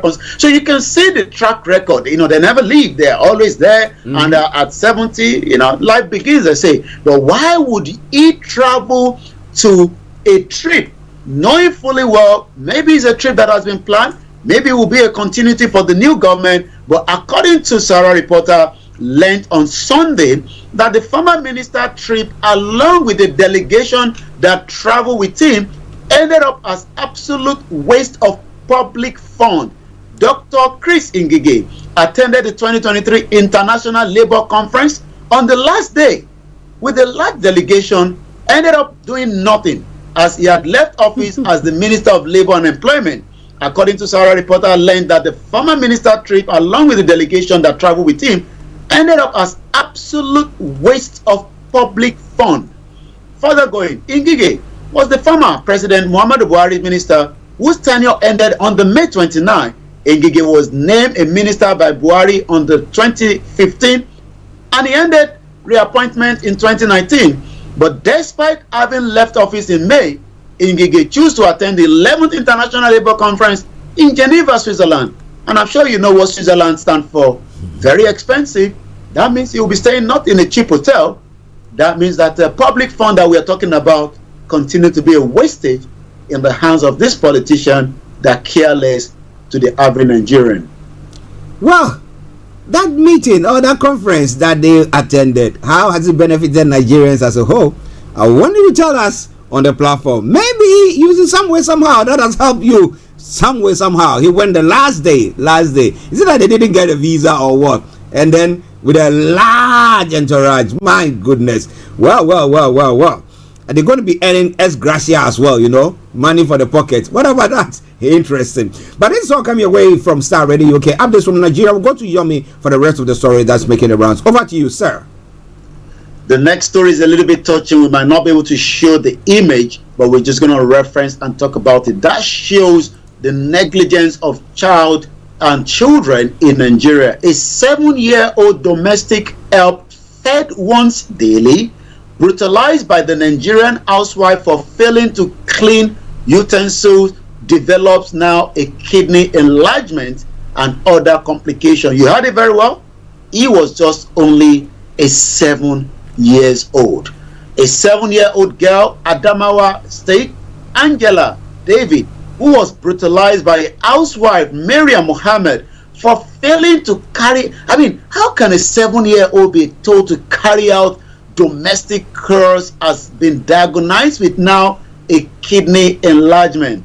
According to the report, the Nigerian police force has now arrested Mohammed for brutalizing the 7-year-old girl who was kept in a care. Again, care. These are so many problems. Mohammed allegedly used an electric cable to beat the minor, thereby inflicting injuries on her. She was said to have been angered by the victim's inability to do some of the domestic chores. Signs of being brutalized could be seen on the victim's head. We can't show the image.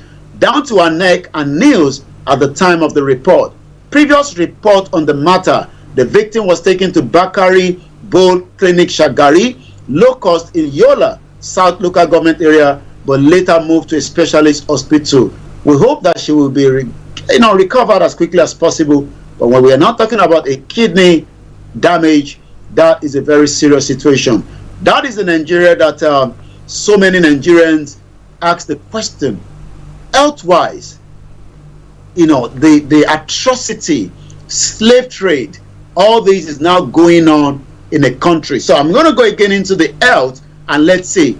Prioritizing children health education, key to unlocking Africa prosperity, according to the UNICEF. or your government malaria consortium launches seasonal malaria chemo prevention campaign. 4,218 Edo Delta residents benefit from Sapler cataract surgery. Stop discrimination against left-handed person. I don't know that people get discriminated for using a particular hand in Nigeria. Interesting. Inside Lagos government hospital, where nursing mothers are forced to pay 100 naira for free children vaccine. These are some of the health reports as we speak right now in Nigeria. Let me take two more. Lagos renovate abandoned ambulance point after a newspaper raised that particular awareness. Very, very good one there. Tinubu, health, education required radical reform. Tinubu has promised a student loan. We're going to be talking about that a little bit more, maybe on Niger Voices, because as many Nigerians are asking, is this going to be a loan for everybody or just a loan for some as well? Among the myriad problems that President Bola Tinubu inherits is the dysfunctional healthcare, education sector. To describe them as a mess is an understatement.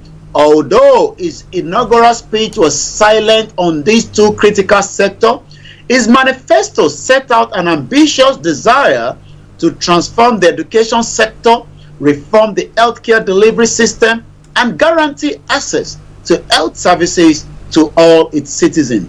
It will need to bring considerable skills, doggedness, and effective policy to bear to fulfill these promises. So we will be monitoring that as we go in line to find out, is it truly that Tinubu is doing what it needs to be done when it comes to the student loan that has now been signed into law? Because as many people are now looking into the details, and the question is, it might not be literally a student loan, and that is why some say that should have been a grant.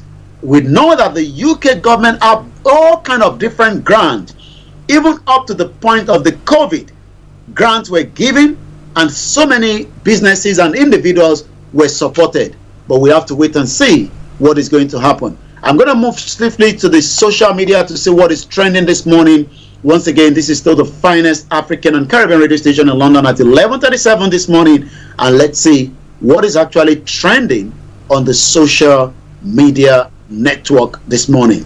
Like I said, 2 years it is today the Nnamdi Kanu kidnap, rendition, all the way from Kenya back to Nigeria as we speak right now. So what is actually trending, as we know from the social media point this morning? Mazi Nnamdi Kanu is trending at 10,000 tweets so far. Lagos Island is trending. Electricity is trending, and we know the reason why electricity could be trending. Yoruba is trending on the 30,000 tweets this morning. Abuja tweet community. But one of the most complained, we know that we pay a lot of VAT in the country, in UK. Almost everything you buy, apart from some children outfit and food, might not have VAT on it. But the news about the 7.5 VAT for Nigerians has literally gone bizarre. Let's see what the response are from Nigerians this morning when it comes to the VAT. Nigerian groan over effect of 7.5 VAT on the petrol prices. That we know that the petrol situation is not going anywhere since the subsidy is still not yet coming back. So Nigerians will have to cough out more money when it comes to the VAT. So that is about that. But again, let's talk about it. One or two more. As this one seems to be dancing to the VAT. Not too sure whether it's the right thing to do, but we do know that in every country around the world, we do pay VAT, and those VAT are used to make the services, and we have different kind of services. And let's talk now about the electricity before coming back again to you in the studio as we continue to say, this is the Star Radio UK. So Momo at Morris_Moyin. Electricity tariff under Jonathan, 1,000 naira will give you 64 units. Under the former President Muhammadu Buhari, guess what? 1,000 naira will give you 16 units. Under Bola Ahmed Tinubu, from the 1st of July, 1,000 naira will give you 10 units.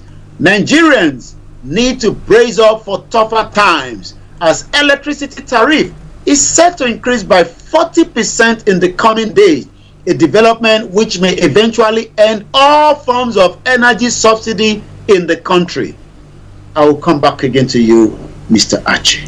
Wow, listeners, it's all coming away from Starr Radio UK, and it's updates from Nigeria. But let me read the comment that Pastor Mo has said. He said, Tinubu student loan is dodgy, and he goes on further to say, may God in his infinite mercy support, defend, and be with MNK, CSI, Empa Akintoye, and those people fighting for common people. Well, some people are calling for Chief Sunday Igboho to come back, and I'm asking the question: if you really want to do something, then you rise up and do something so that he will know that you are actually in support of what the quest of what he was looking for when he was pursued and had to leave the country. But what do you think with what happening to Nnamdi Kanu and all the rest? Do you think we're going to see anything different in the tenure of Tinubu's presidency?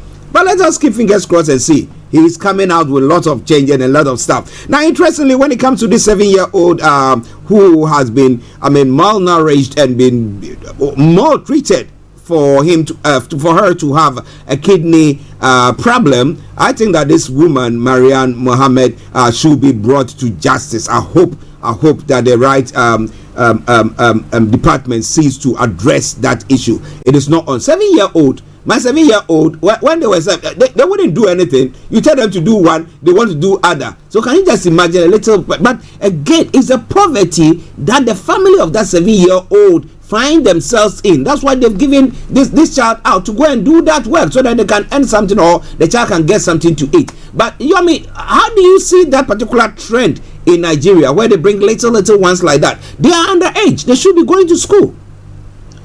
Well, we have about 20 million Nigerian children that are out of school, and some of those children are the ones that end up. We're talking about, these are not even children, these are minor. Yeah. They're 7 years old.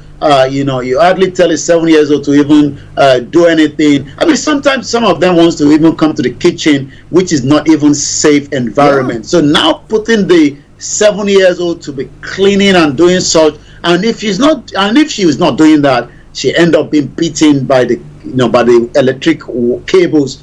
That again shows the negligence of so many parents.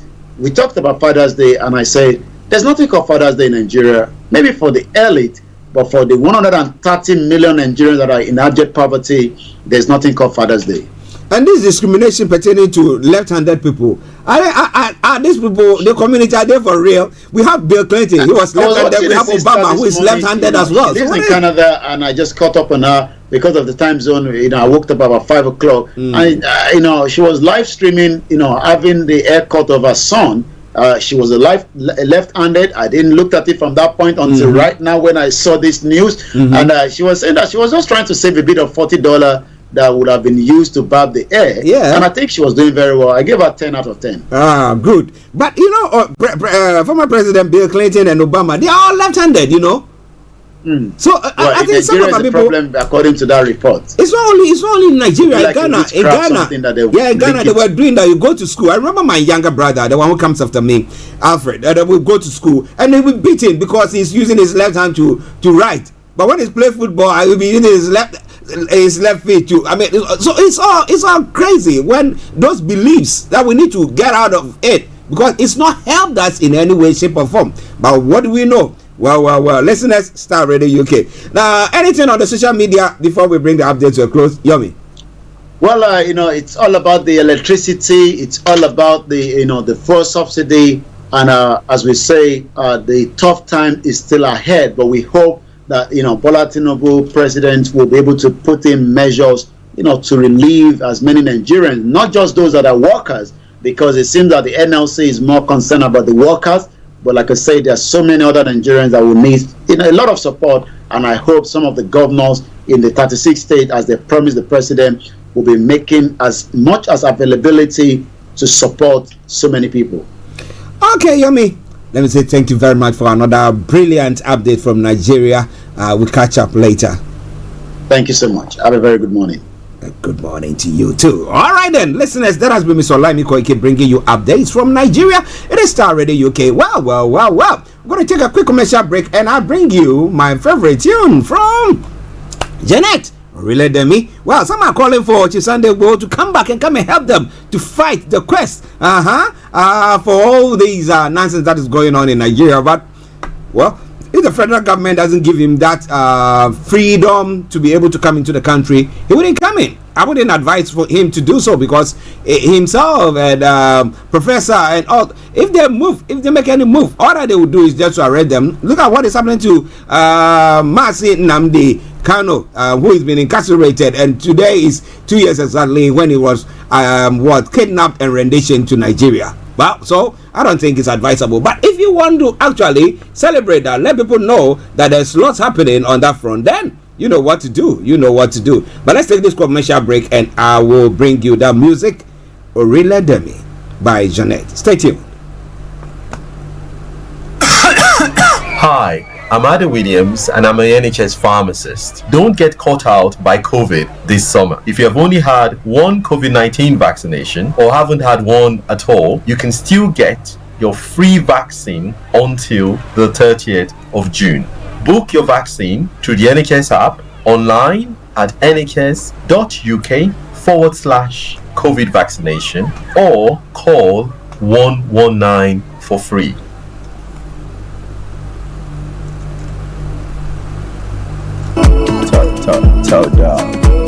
Okay, Starr Radio UK, enjoy this tune for all my lovely Nigerian listeners this morning, especially the Yoruba and Igbo. I stand for every person who feels marginalized because we all have to be treated equally, right? It looks like in the animal kingdom, some animals are more equal than others. All right, enjoy it and I'll be with you.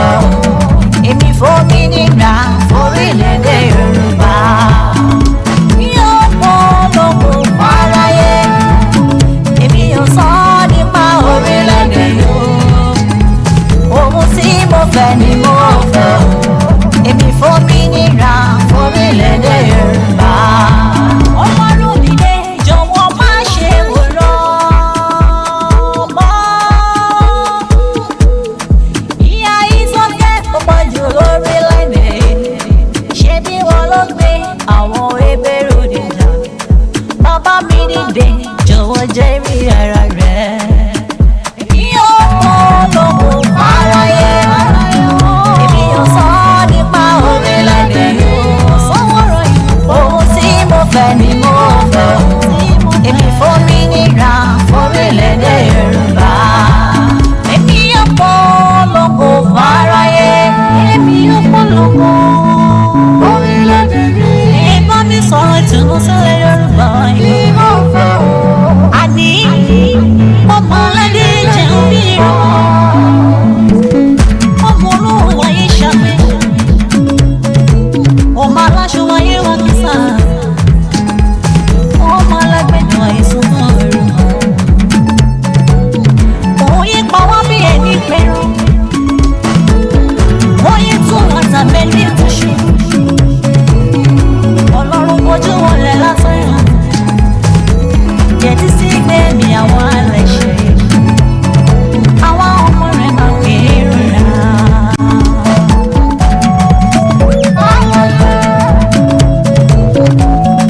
Orílẹ̀-èdè mi.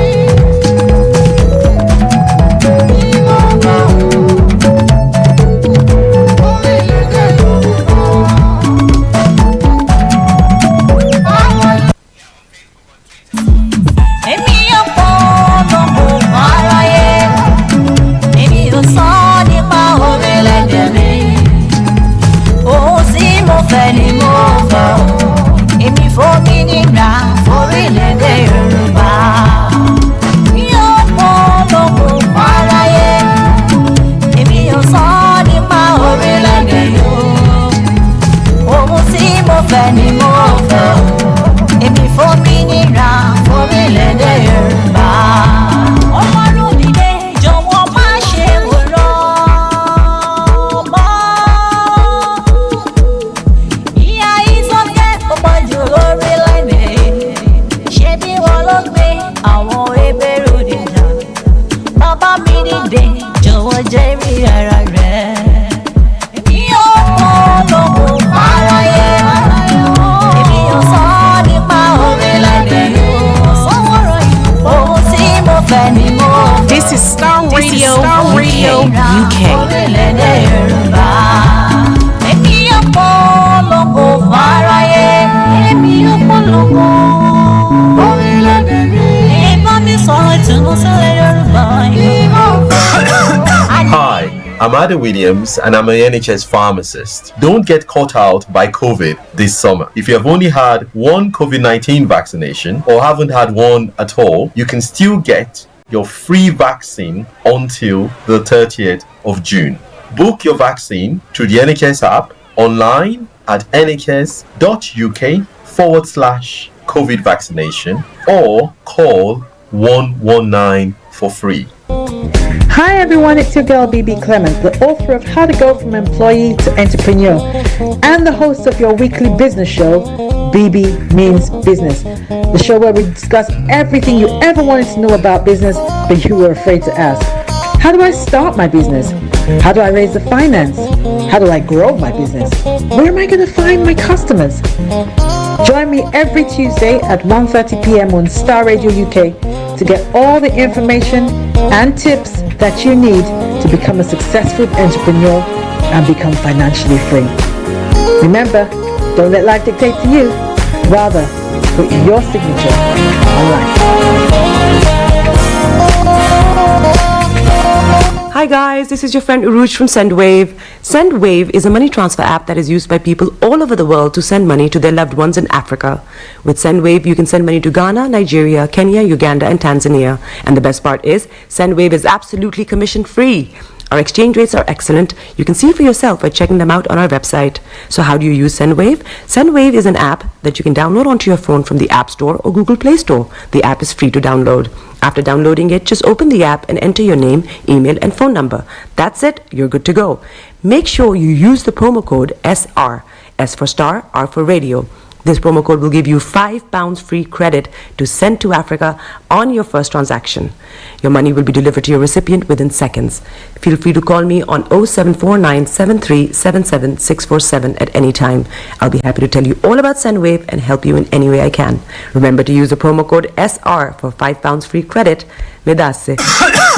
Hi, I'm Ada Williams and I'm an NHS pharmacist. Don't get caught out by COVID this summer. If you have only had one COVID-19 vaccination or haven't had one at all, you can still get your free vaccine until the 30th of June.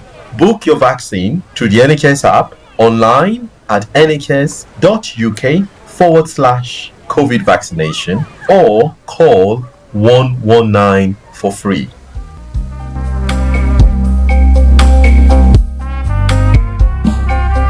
Are you looking for the fastest, reliable, and trustworthy door-to-door shipment company? Well, look no further. When was the last time your family received a shipment back in Ghana on time and in time? You are not sure? Well, Lamb Shippers, we pride ourselves with being the fastest, reliable, and trustworthy shippers you can use. You are assured of a prompt pickup anywhere in the UK by our personnel. They also make sure your items are well packaged to get to its destination in time. When it comes to door-to-door shipment, look no further.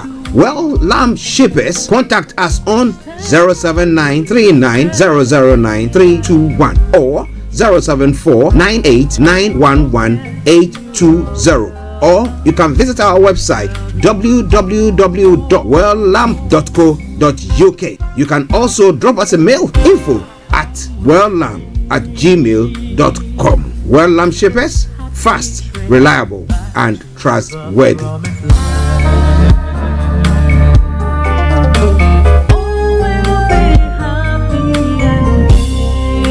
Hi there. Are you dreaming of owning your own house in Ghana? Then you will need a well-documented piece of land that is free from troubles.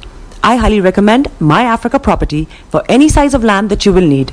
With My Africa Property, lands are available in Prampram, Sopoli, Tohenia, Ogome, Dodova, Winneba, and many other locations at affordable prices.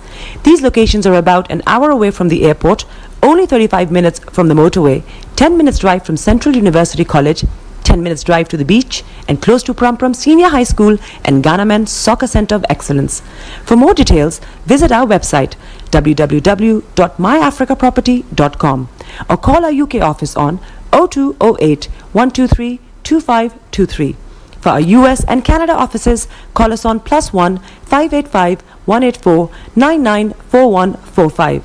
You can also email us at ghana@myafricaproperty.com.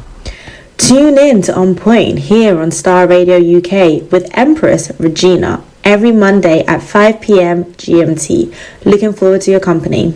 Check me out. He tells me my energy is making him tired. Yes! How do you get the energy to do I've been told that I have a lot of energy, but my goodness, I think today I have met my match, people. I have met my match, Miss Suzanne. Wow, amazing. One of the things that's the start of the darkness. The whole of darkness. So what did that myself and the world will adjust. And 2019. Forget the proverbial boardroom. Join me, Simone Frazier, on The CEO, the program that gives you the driving seat over your life. Every Tuesday, 8 p.m. only on Star Radio. Hi, I'm Ada Williams and I'm an NHS pharmacist. Don't get caught out by COVID this summer. If you have only had one COVID-19 vaccination or haven't had one at all, you can still get your free vaccine until the 30th of June. Book your vaccine through the NHS app, online at nhs.uk/COVID vaccination or call 119 for free. Welcome back to the program. It is Star Radio UK, and as you've been hearing this campaign going on, let me reiterate there. Now, if you have had your COVID vaccine, or you have the first dose, you've not had the second one, we want to encourage you, okay? The NHS, you have till the end of June, that's the 30th of June, to go in to take your vaccine. All right then? Yes, so the campaign is going on. I remember last 2 weeks, going for an wording, and then we came, and then last week there were a few people who had been infected. Seriously, they caught COVID there.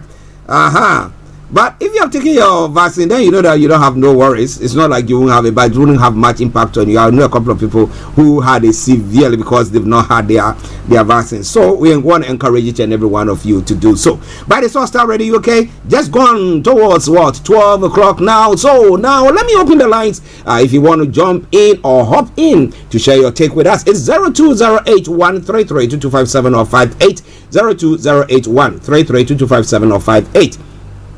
If you happen to be in the US or Canada, it is 001-718-303-2737, 001-718-303-2737. You can text or WhatsApp us. It's 0753-966-1744. Our Twitter handle is Starr Radio UK and email address is info@starradiouk.com.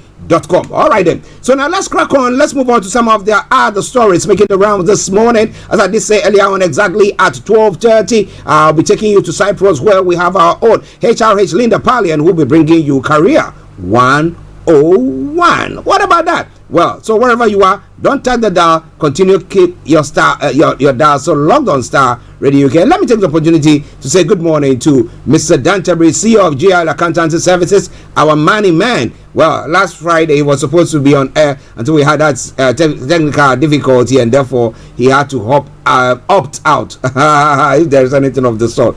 Well. But God willing, this Friday he'll be joining us to throw more light on it. Yes. All right. So now let's move on to some of the other stories making the rounds in other parts of the world. Notably on the African continent. Well. Sierra Leone opposition rally held ahead of elections. Well, so now the story says once again, ahead of Sierra Leone's presidential election on the 24th of June, supporters of the main opposition party, the All People's Congress, that's the APC in Nigeria, APC here in Sierra Leone as well, gathered in the capital Freetown to protest the country's dire economic situation. The West African country is preparing for its fifth presidential election since the end of a brutal civil war. There 2 decades ago. Now 13 people are vying for the top job. However, experts say it will most likely be a tight race between incumbent President Julius Maada Bio and APC's Samura Kamara. Now Bio who was elected for a first term in 2018 has faced increasing criticism for the country's debilitating economic conditions, with several violent anti-government protests taking place in recent months. As of April, Sierra Leone, which has one of the most weakest currencies, saw inflation rise to more than 43% from a high of more than 41% in March. Now, with nearly 60% of the country's population of more than 7 million faces poverty and one of the highest rates of youth unemployment in West Africa, public frustration is growing there. So what do you think? Who will be voting for what, or what will be going on when it comes to their elections there? It's all coming your way from Starr Radio UK. It is your favorite African and Caribbean radio station in London. Just bear with me. Those of you on the Facebook broadcast, I don't know, those of you there, can you give me a feedback on how you are seeing the broadcast there? Is there any buffering? Is there anything? Oh, I think I know why. It's because I moved out of the zone. That seems to be what is causing it, and therefore connectivity was playing up. But wherever you are, don't you go away. Let's go back to it whilst we bring you everything that you need to know. It is all coming your way from Starr Radio UK, your favorite African and Caribbean radio station in London. Alrighty. So moving on straight to some other stories making the rounds. Uganda grieving relatives bury their dead after school attack is one of the stories making the rounds on the African continent this morning. A bereaved Ugandan town in the country's west began burying victims. An attack by suspected extremist rebels. At least 41 people were killed in Pondwe near the DRC border. In addition to 38 students, the victims include a school guard and 3 civilians there as well. It's all coming away from Starr Radio UK. It is your favorite African and Caribbean radio station in London. Post your comments on our Facebook and on all the platforms that we are broadcasting live on. And I promise you one thing for sure, as you know that I do or always do, I will bring in, or I will be sharing it or reading it and sharing with our lovely listenership. So wherever you are, don't even think of touching the dial. Okay, let's crack on. Let's look at some of the stories making the rounds this morning, as I will always say there. Now, so on the African continent, a couple of other stories, and then we move on to other parts of the world as well. Uganda, UN experts say ADF financed by Islamic State group, and that is a daunting statement there.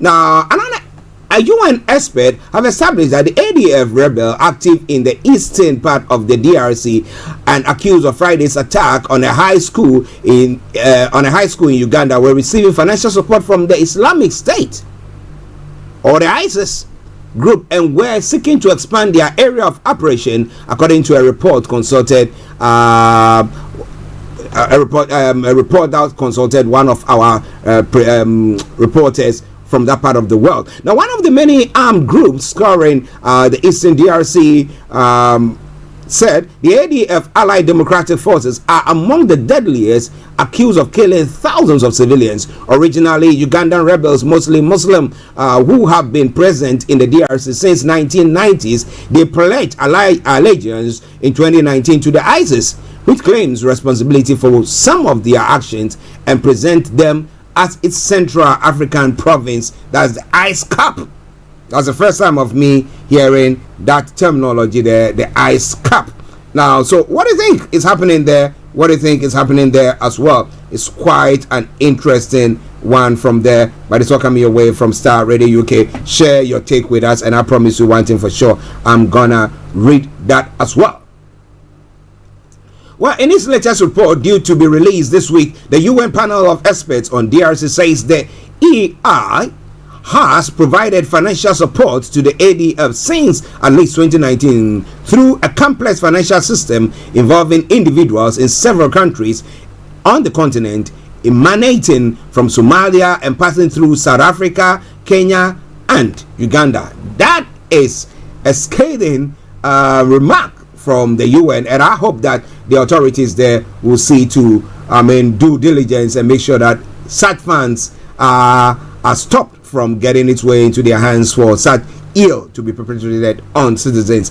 Well, Starr Radio UK, it's your favorite African and Caribbean radio station in London. Now, touching on one story from Ghana as well. Now, former President John Mahama is expected to join the NDC parliamentary candidate for the Assin North by-election, James Kwesi, on Saturday, June 17, to support his campaign. Now, James Kwesi, the then member of parliament for Assin North, had his status declared unconstitutional by the Supreme Court on May 17, 2023, following a petition from Michael Ankoma Ninfa.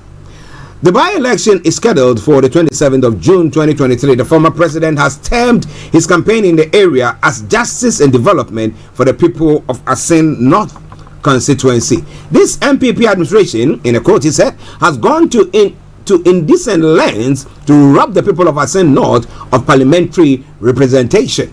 It goes further to say the reason to gain an advantage in what has essentially been a hung parliament. The James Kwesi case will go down in the history of Ghanaian democracy as one of the most brazen manipulation of our judicial system ever, the former president John Mahama stated in his Facebook post last Friday. He continued, I firmly believe and trust the people of Assin North to right the wrong done to them and James Kwesi by electing him once again as member of parliament for the constituency. However, I know that there's a pending case against him.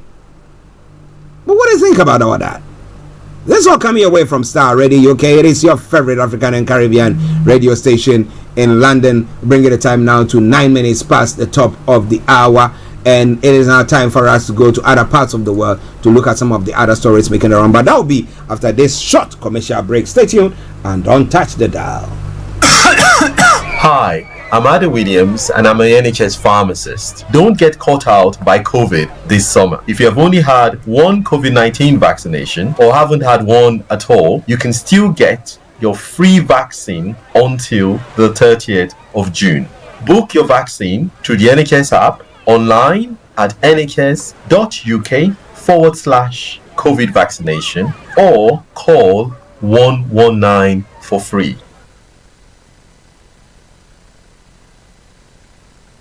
Hi everyone, it's your girl BB Clement, the author of How to Go from Employee to Entrepreneur and the host of your weekly business show, BB Means Business, the show where we discuss everything you ever wanted to know about business but you were afraid to ask. How do I start my business? How do I raise the finance? How do I grow my business? Where am I going to find my customers? Join me every Tuesday at 1:30 p.m. on Starr Radio UK to get all the information and tips that you need to become a successful entrepreneur and become financially free. Remember, don't let life dictate to you. Rather, put your signature on life. You are listening to Starr Radio Morning Show.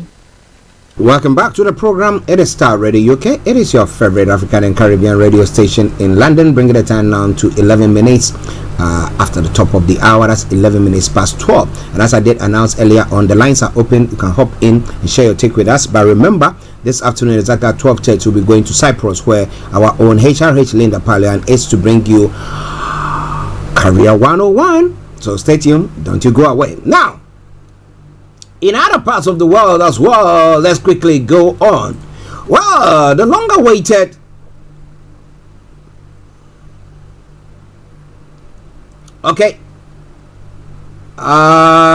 move by Ukraine to actually recapture their areas or their territory that have been taken by the Russians is on the way. Now, 2 weeks since the counter-offensive began, Ukraine is making a modest but steady progress in 3 areas of attack across the 1,000 kilometers, that is 620 miles front line. Now, troops are launching probing attacks while most of Ukraine's forces are being held in reserve, waiting for a big enough opening in Russia defense to launch a main attack and try to recapture land in the south of the country. The fighting has been hard with heavy casualties on both sides, and opposing armies claiming the upper hand. Ukraine's advance in South Donetsk has shattered but continues. Some information that was coming through by some of the reporters says combat forces sought to expand their control eastwards of the recently regained village of Blahudan. In their sights were a series of trenches protecting Russian forces on nearby hilltops. So how are they going about it? Well, they are doing their best there. But as I did say earlier on, the African leaders who went to meet the Russian leader were bellowing him to actually stop the war. But is he going to do so or not? Let me bring you that story. Now, reflecting on the mission by the African delegation pushing for an end to war between Ukraine and Russia, Cyril Ramaphosa called it impactful on Sunday. Now, the mission included the president of South Africa, Senegal, Comoros, and Zambia, as well as top officials from Uganda, Egypt, and Congo Brazzaville. Our mission was impactful. Its real success, obviously, will be measured on the ultimate objective of stopping the war. The African delegation met with President Volodymyr Zelensky of Ukraine on June 16, then with Vladimir Putin on of the Russian Federation on June 17. Ramaphosa listed 10 principles, which included de-escalation, the recognition of countries' sovereignty, security guarantees for all countries, unimpeded grain exports through the Black Sea, and sending prisoners of war and children back to their countries of origin. Now, it goes further to say the agreement that they are willing to engage with African leaders on this is a huge achievement for us, because now Africa is in the frame. Africa will be participating, and we are participating positively without trying to diminish the other efforts that are underway, the 70-year-old leader said. China, for example, presented its own peace proposal at the end of February. So, which proposal is going to be more impactful? Is it the African one going to help in a way, or is it going to be same old, as I did say earlier on, the posture of the one and only Putin was, I mean, surprisingly bizarre. He was just sitting, looking at them, it's like, you people are joking, mate. Well, who knows? Maybe he's taking it on board. And as I did say, looking at you going to negotiate a peace treaty, and then you will know that you are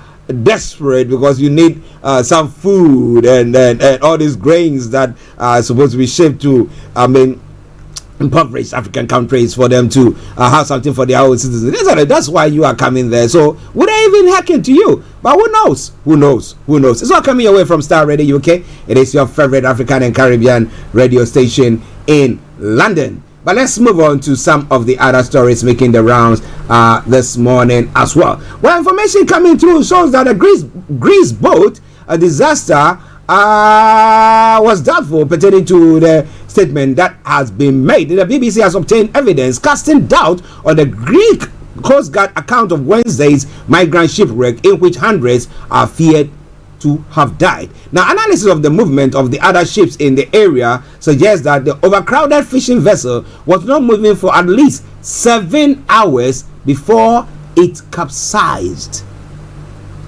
The Coast Guard still claims that during these hours, the boat was on a course to Italy and not in need of rescue. Now, Greek authorities have not yet responded to the findings. At least 78 people are known to have died, but the UN says up to 500 are still missing.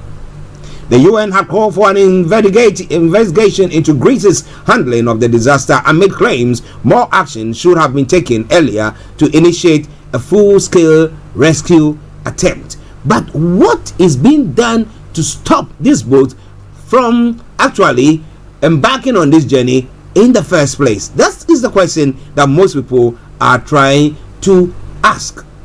What have they been doing? What have they been doing? But it's all coming away from Starr Radio UK, your favorite African and Caribbean radio station in London. Now, interestingly, this is quite because Nazi battleship Bronze Eagle have been saved from smelter.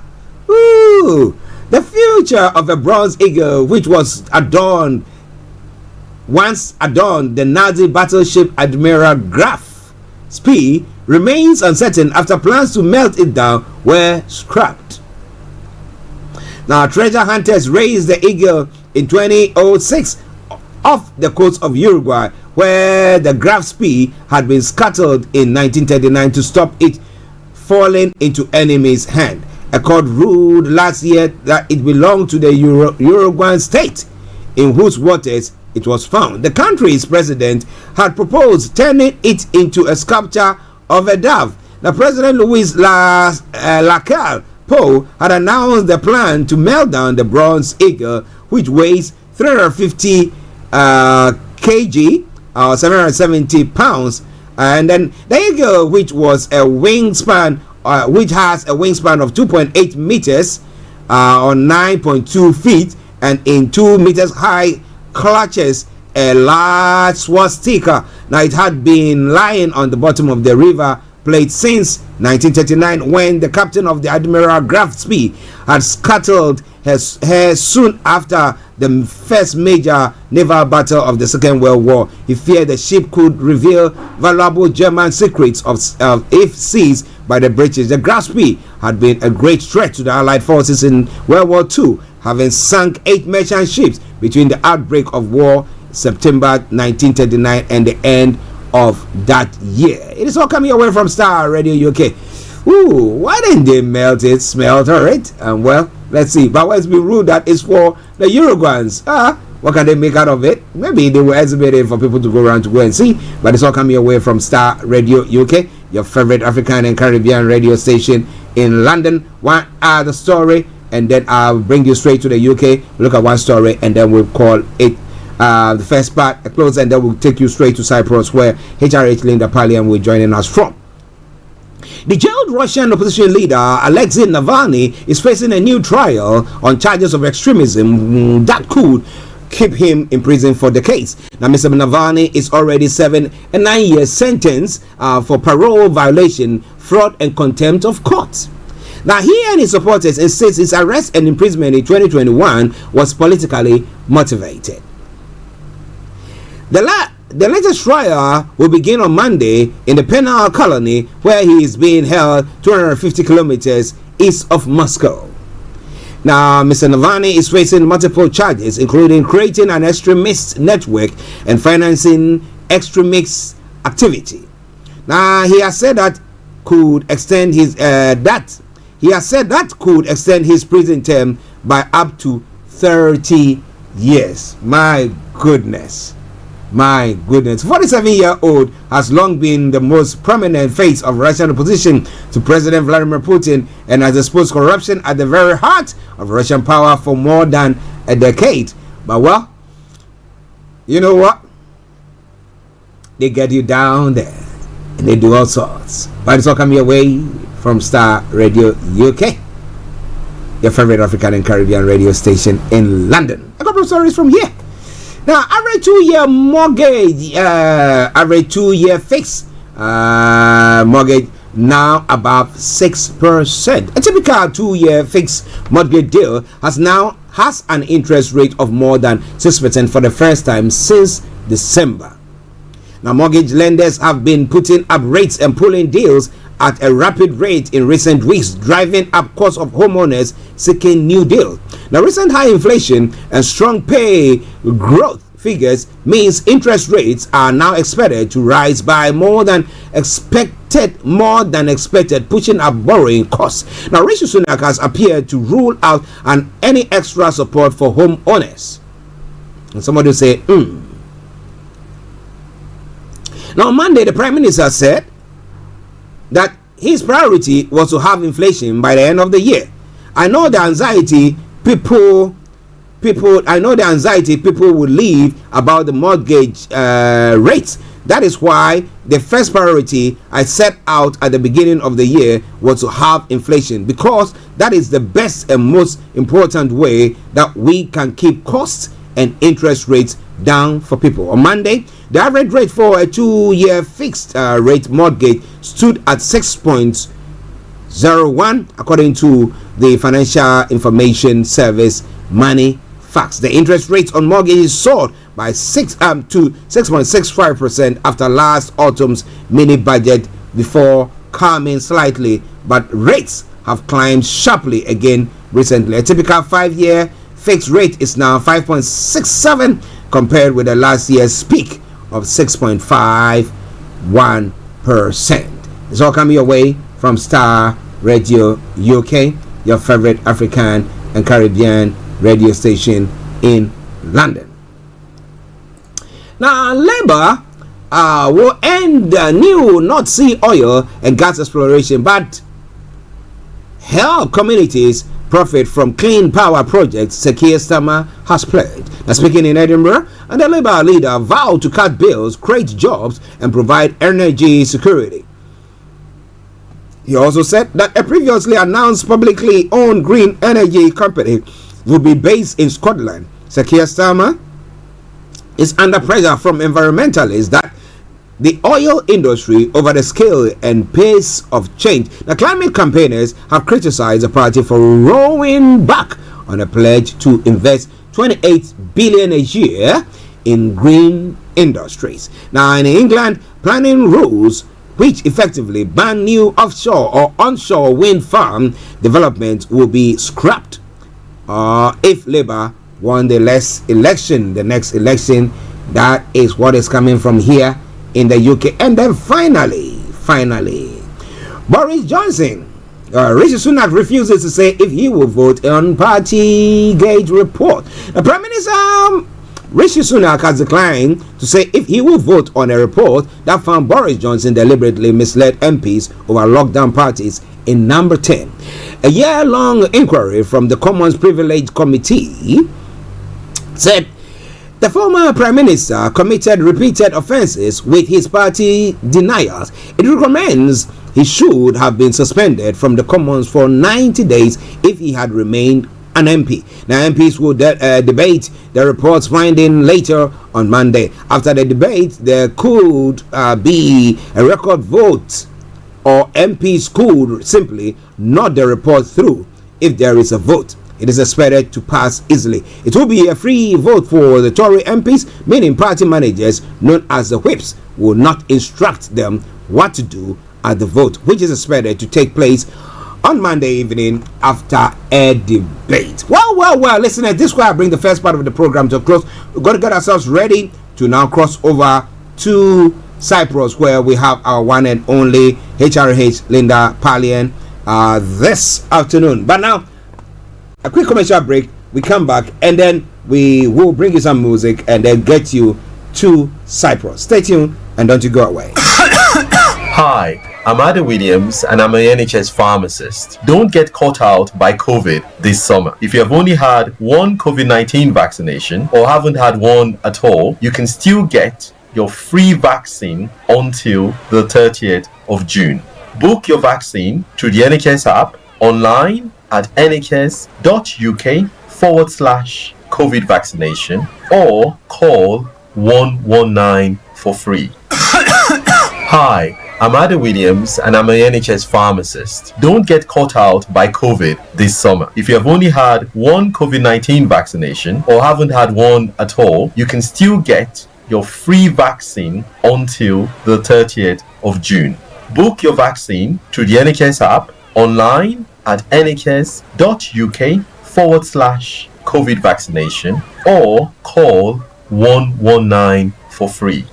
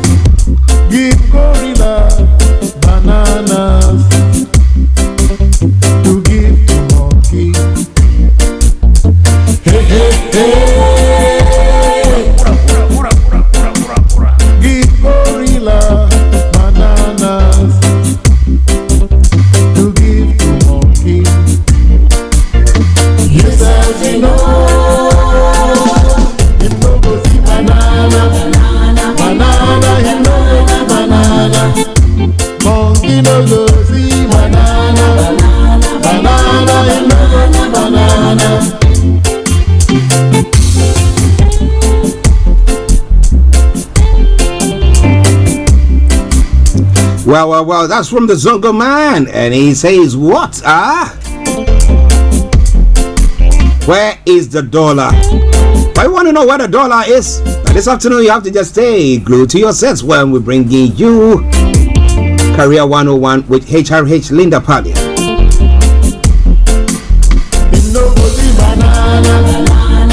So stay tuned, don't you go away.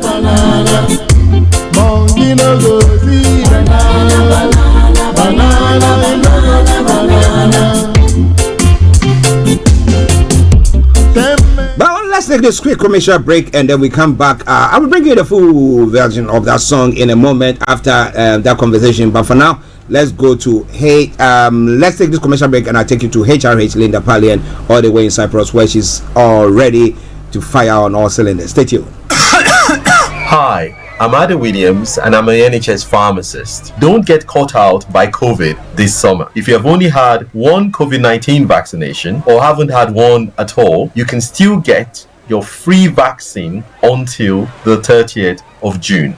Book your vaccine through the NHS app, online at nhs.uk/COVID vaccination or call 119 for free.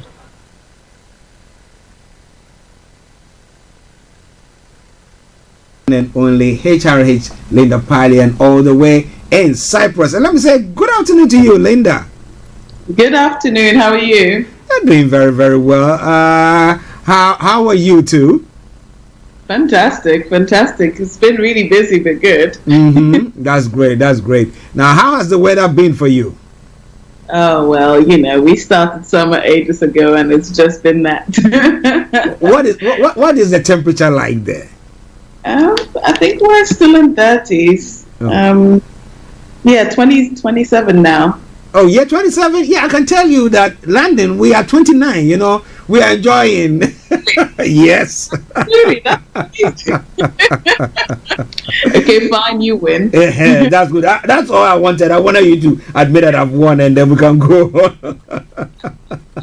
well, listeners, HRH Linda Palian for you. Yes, what are we looking at today? Well, today we're looking at interview questions, types of interview questions, as more and more people are changing careers now and looking for their next step, seeing as you're going to be staying in England for a while. Okay, types of interview questions with HRH Linda Palian on Career 101. So over to you. What are some type of interview questions? So today I want to look at about 6 broad categories of interview questions, and then I'll give you some examples of what to expect. Interviews are super daunting for a lot of people because of the uncertainty that comes with it. But there are some things that you can definitely prepare for, and the more prepared you are, the more relaxed a process will be for you. So without further ado, we'll get started, I guess. Yes, let's go on. The first type of questions that you can get asked are opener questions, and that you'll get asked within the first few minutes that your interview starts.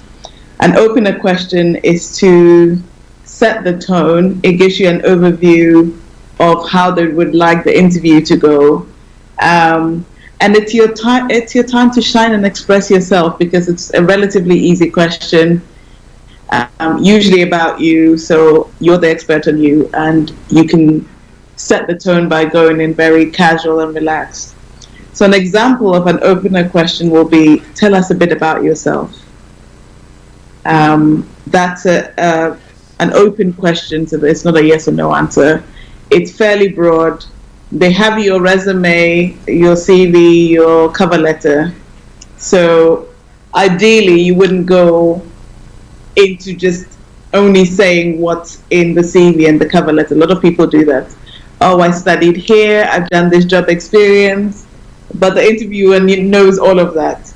You can highlight the key experiences, the key skills that you have, but ideally telling them something else that's outside the scope of a CV would help them to get to know you more. This is where you're supposed to be at ease, so you can include your hobbies, you can include some of your extracurricular stuff that you've done, or just personality and value traits as well, to paint a rounded picture about you. So if you get asked, tell me a bit about yourself, this is generally what your interviewer is looking for, what your interests are, what your passions are, and just to put you at ease and set the tone of the interview. Now, if you're in the situation and you're still very nervous and you've even prepped this question and you're uncomfortable, your discomfort makes the interviewers, however many of them there are, also uncomfortable, because on the one question where you're the expert, you're still nervous, so you can't break the ice easily, and it sets the tone for the rest of the interview. So definitely, if you're asked that, definitely prepare for this question in advance. And I always say that with these questions, you can prepare in advance, write your answers down, know exactly what you're going to say, and it helps you just to be prepared. So that's an opener question, an example of an opener question. And then the second type of interview question you'll have are competency questions.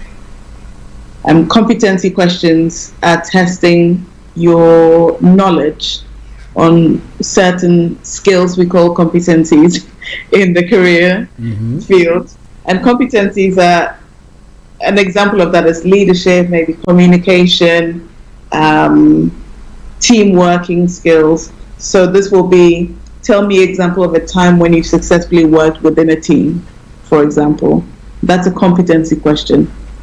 And by the framing of the question, you can see that we're looking for an example, a scenario. We want you to build a picture. Because it's well and good to say on your CV, I have great leadership skills.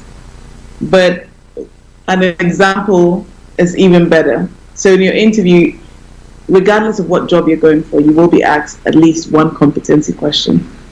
And the best way to do this is to paint a clear and accurate picture which depicts your particular involvement and showcasing that skill. So for example, tell me a time when you've exhibited good team working skills. I always say that you can use a Starr or Carl format. And if you don't know what that is, read my book. Yes, that's a good one. Yeah. But in short, a Starr or Carl format will help you to phrase your answers in a way that paints a picture. Starr, S stands for situation. So within the context of my previous job, or the situation was we had a new project and I was elected team leader for it. So you paint the picture. That's what the S in Starr stands for. T is the task. What was the task about? So we had to put together this new team or do this new project. A is action. What action did you specifically do within the teamwork? Even though the question's about teamwork, you're the one being interviewed, so we want to know your particular involvement in it, what particular role you took within the team to have that outcome. And then the R in Starr is results. Okay, so that's the Starr form, a situation, task, action, results. So when you use that framework, you're able to paint a clear picture. But that's a quick overview about it. If you want to know more, you can definitely get in touch. But that's how to answer a competency question that will showcase the skill that is being asked. The other type of question you can be asked in an interview is a motivation question. A motivation question. So that is, why do you want this job? Where do you see yourself in 5 years? Why did you apply to this company? These are testing your motivation, your reason why you're here, and to see if you're a great fit for the company. So ideally, you would have thought about these questions beforehand. A lot of people by default will say, oh, because you're an international company and you have a great ethos or whatever it is, rattle something from their website. That might get you a pass depending on their job interview, but you want to do a lot more to showcase your intent that this was deliberate rather than I saw that you were hiring and I just applied. So the more detailed you can be about what your motivation is, the better it looks to an interviewer. So, for example, I noticed that your team has taken part in this project, and that aligns with my values, and I wanted to work for this company. Or having established yourself over blah blah blah, you've achieved this, and try and be as specific to the team as you're going to be working with. For example, if you went for a multinational company and say you won an award for corporate sustainability, for example, and the team you're involved with wasn't involved in that award, or doesn't really embody sustainability as the overall company does, you won't build the rapport that you need in that interview. So make sure that you do the research to get as close to the job description or the team that you're going to be working with. That will stand you in good stead rather than talking about the company as a whole. We know from your work experience that sometimes the manager or the visionaries goal for the team, for the business, is not always what happens on the ground. So you want to be able to relate as much as possible to the people or the team that you're working with, or people who are doing the job. Okay, so we've had open-up questions, competency questions, and motivation questions. I hope you're following so far. Yes, we are following closely. So the next question you will get asked in interviews is a fit question. And again, talking about niching it down to the team that you'll be working with. Are you a great fit for the team? So an example of this question will be, what working environment brings the best in you? And with these, you want to be as honest as possible. It's called a fit for a reason. If it's not a great fit for you, you can't fake it. It'll just be a short-term employment for you. So ideally, you'd be as honest as possible. Thanks to the pandemic, a lot of people have tried working from home or some sort of remote working. So at least now we have an overview of what working in the office is like, what working remotely is like. So you can be able to give a well-rounded answer, or maybe a hybrid environment where you're doing some days in the office and some days at home, and why that is for you. And when you're answering this question, you want to talk about perhaps your personal circumstances as well. Actually, being able to knuckle down in my home office makes me more productive, and that in turn means that I can do more work for the company. You always want to speak to their listening. So if it makes you more productive, why is it a benefit for them? Or being part of a team or working in the office and being available for people to ask questions brings out the best of the teamwork, and it helps with team cohesiveness, and that's the environment I work best in. We'll also, depending on what role you're applying for, will help them to fit you in the right environment. Avoid the generic, I'm flexible, because it doesn't say too much. Of course, you can say that you're flexible after showing a preference, of course. But if you're asked, try and pick a side. Okay. And then the fifth question that you might be asked, type of question you might be asked, is a self-awareness question. A self-awareness question. And I particularly love these when I'm interviewing, because it really it puts the candidate on the spot, but it also tells you a lot about the candidate. So, for example, a self-awareness question is to showcase if you can be self-reflective and honest. So, what is your biggest weakness, for example? It's an example of a self-awareness question. And you want to see if they're self-aware, they understand their weaknesses and strengths, what they've done about it as well, their weaknesses and strengths, and if you can corroborate the story or not. You know, a lot of times when I've been interviewing people, and a lot of people again stick to the generic answers they'll find online, and they'll say maybe my biggest weakness is that I work too hard on myself, or whatever it is, or I have too much attention to detail. And then you're like, well, your CV is full of mistakes, so I know that's not true.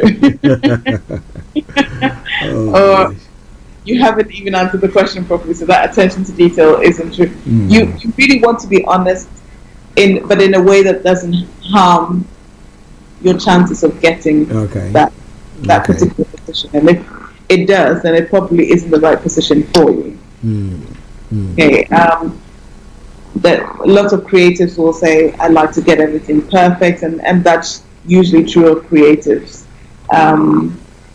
So that can be forgiven, but how then do you mitigate that? Do you finish on time and then check stuff, or do you give yourself enough time to complete the project? But the more open and honest you can be, the better it will be to place you in the right position for you in the long term. And then finally, what I've dubbed trick questions. They're not really trick questions, but for want of a better word, I call them trick questions in the book. And you may have heard these or maybe experienced these yourself. These are the sort of Google type questions. I think Google was the first company to make them very popular in the HR space. And you can have examples of, if you were an animal, what animal would you be and why? Or if you were shrunk to the size of a penny and put in a blender, and the blender was going to start in 2 seconds, explain how you would get out. Wow. Or how many trees are there per a square mile in the Amazon? Something like that. And these are called trick questions because they're not the most, there isn't a right or wrong answer. Okay. But it's to show your thought process. For example, the Amazon question, how would you go about that critical thinking? How would you go about even making an educated guess about how many trees there are? Or if you were an animal, what animal would you be? Shows maybe some of the subconscious personality traits that you may have. When we talk about workplace personalities, we have like a fox, you have a lion, you have the trustworthy mules. Yeah. And if you haven't looked at workplace personalities, I know what you are. Again, it's trying to see what personalities will fit in what environment in the workplace. So think about these questions beforehand, and the more familiar you are with these questions, the less likely you are to be stunned about them.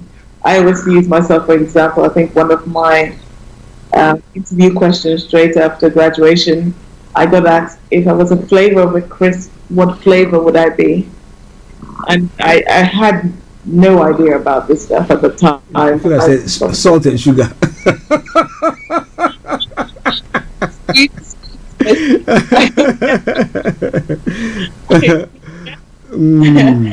I remember answering, I don't eat crisps because I don't. Oh my. But then I ended up saying, well, what I do have is dried mango because it's sweet and it's good. Oh, okay. That's a good one. Out there, but it did. During my career coaching training, it made me laugh when I actually understood the meaning of these questions. Understanding some of these trick questions will really help you in an interview to be prepared, but also not to be nervous or to be faced by it. Because I can imagine if you've never heard of these, it could be quite daunting. So, oh well, how would I know? And then you get stuck. And if it helps, by the way, with the sort of critical thinking questions like the Amazon, you can talk to, actually it's advisable to talk through your thinking process. So you can say, in a square mile, if we say the average size of a tree is X amount of centimeters or whatever measuring system you use, then in a square mile I can imagine that you fit X amount in. Therefore, and then I estimate that there will be this many amount of trees. It just shows your thinking process and your you remember in high school math the process of your work, and even if you don't get the right answer, at least they know that you were thinking through it.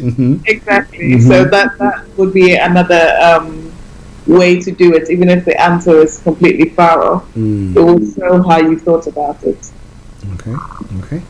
Wow, listeners, Career 101 with HRH Linda Pallian, and today we've been looking at types of interview questions. Now that we know, because of the COVID and people losing jobs, and all staff, that we know that people will be going for applying for various jobs, and interviews is something that you cannot do without. But if you're having a problem with any issue there, that is what we've discussed today. But you will have the details when you have Linda's book. You go through them and it will give you everything that you need to know. It's virtually like holding your hands to the interview panel and then you coming out successfully. That is exactly what the book promises to deliver.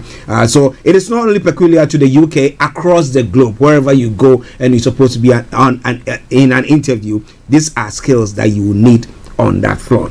But it is Starr Radio UK. Let me ask you just a quick one, and then we can bring the discussion to a close. Now, that's the fifth question.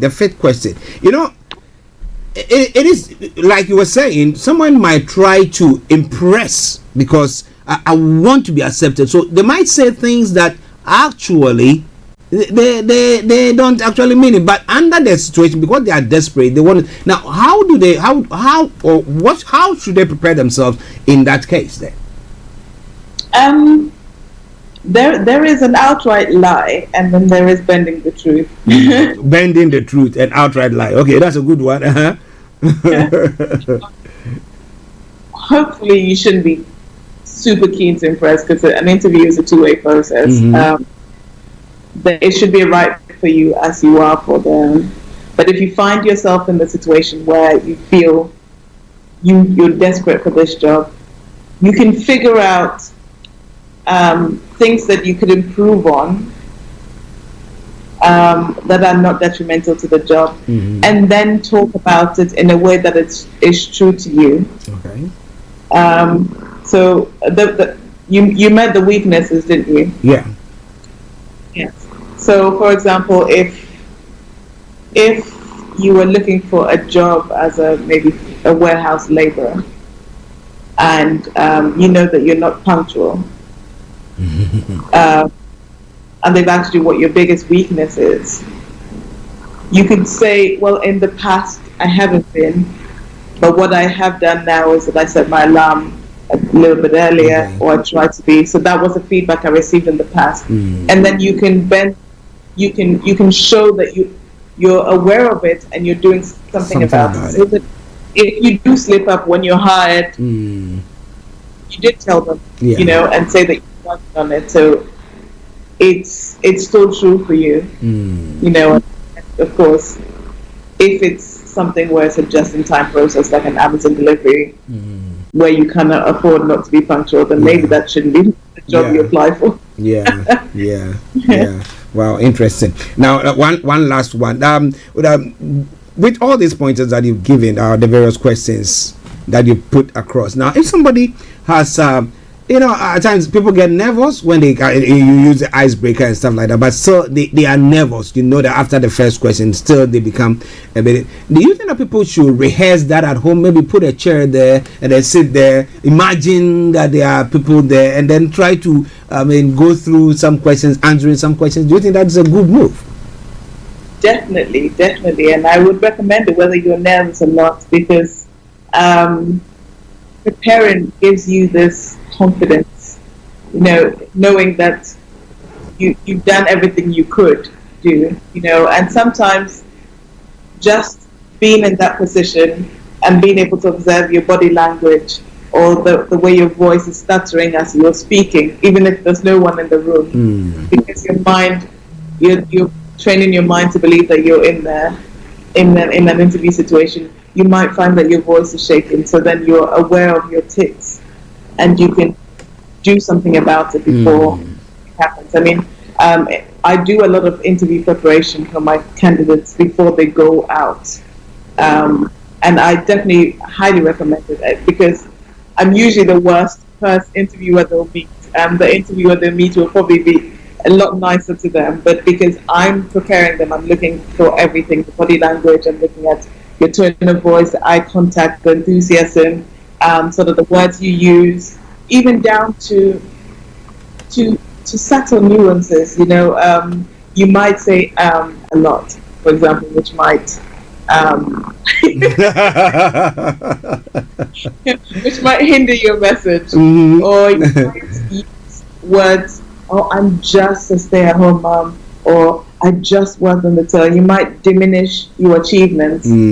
So by recording yourself and practicing this, when you play the film back, and definitely try and record yourself, you'll hear that maybe I say a lot, or actually I made this sound like it was nothing, but it was a big deal. And then you can change the language you use to make it more empowering and more impressive, as it should be. Okay. Thank you very much, Linda. Listeners, I didn't hear that bit. I didn't hear the last bit. I said I was just demonstrating the yes. It's good. Okay, listeners, it is Starr Radio UK. HRH Linda Pallian for you. We're bringing the conversation to a close. But Linda, before we go, some of your books and your contact address. Ooh, yes. So over to you. Talk about it briefly, please. So fantastic. The careers books are out. All of the 3 books in the series are out. The first, How to Career, shows you. The first How to Career shows you how to evaluate an opportunity, whether you should be going to a career for, if the career will be the right one for you or not. And it's a simple 6 steps that you can use to evaluate any business opportunity. The second book is the Career Success Tools. This is a thick book, as you can see, and this is everything you need. You know, how to prepare for an interview, how to sell yourself, how to network if you're a shy person, how to network if you're confident, unconventional applications, everything you need to succeed and to make a lasting career or to make an impression in your career is contained in this book. And it's super practical. It takes you step by step, and you can sort of take what you're doing well and what you can improve on, how to handle your personal, professional, social media. All of that is contained in that book.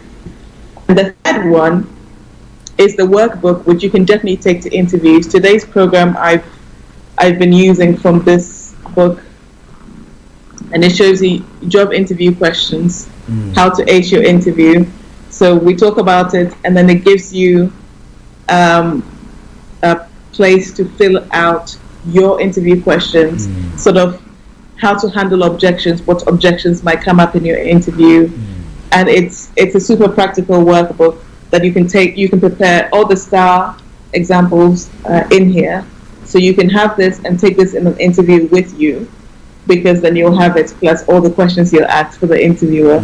So it's super practical, and it's thin enough so that you can take it A5 and you can take it with you in the interview. And it just shows that you're prepared and that you've invested in yourself and you've done the work.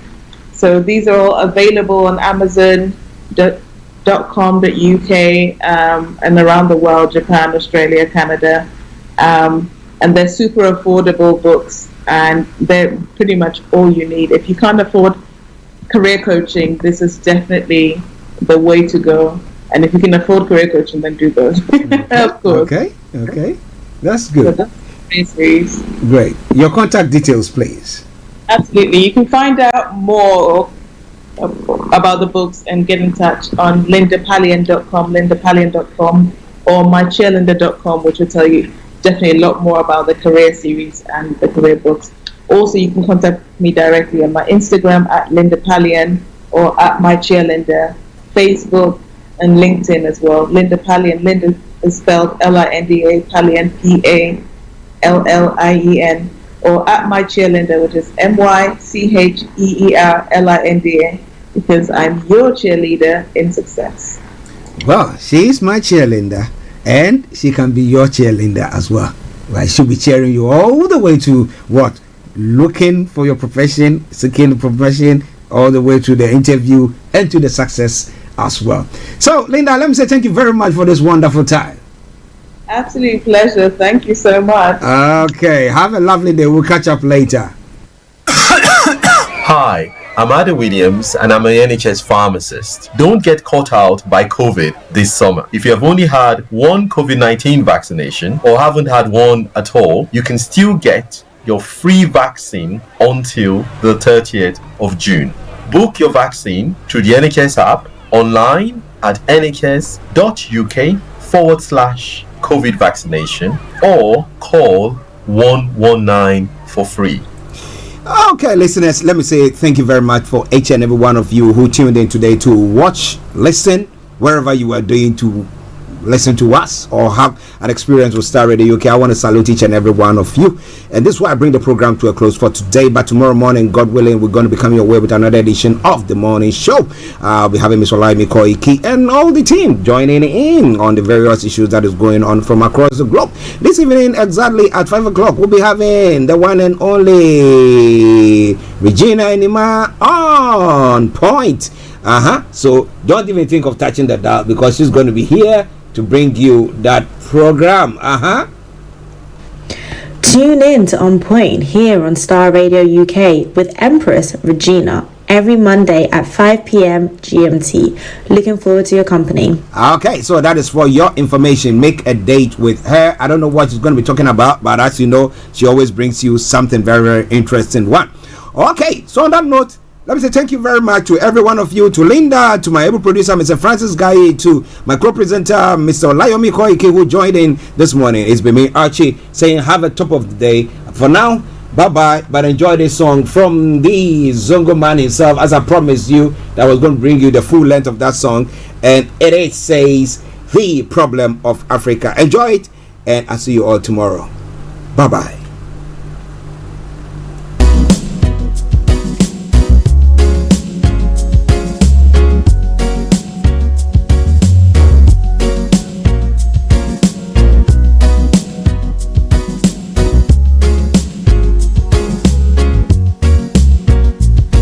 The problem of Africa is the elite. Who run things, who run things, who run things. The problem of Africa is the elite. Who run things, who run things, who run things. Thanks for listening. Thanks for listening. Thanks for listening. Thanks for listening.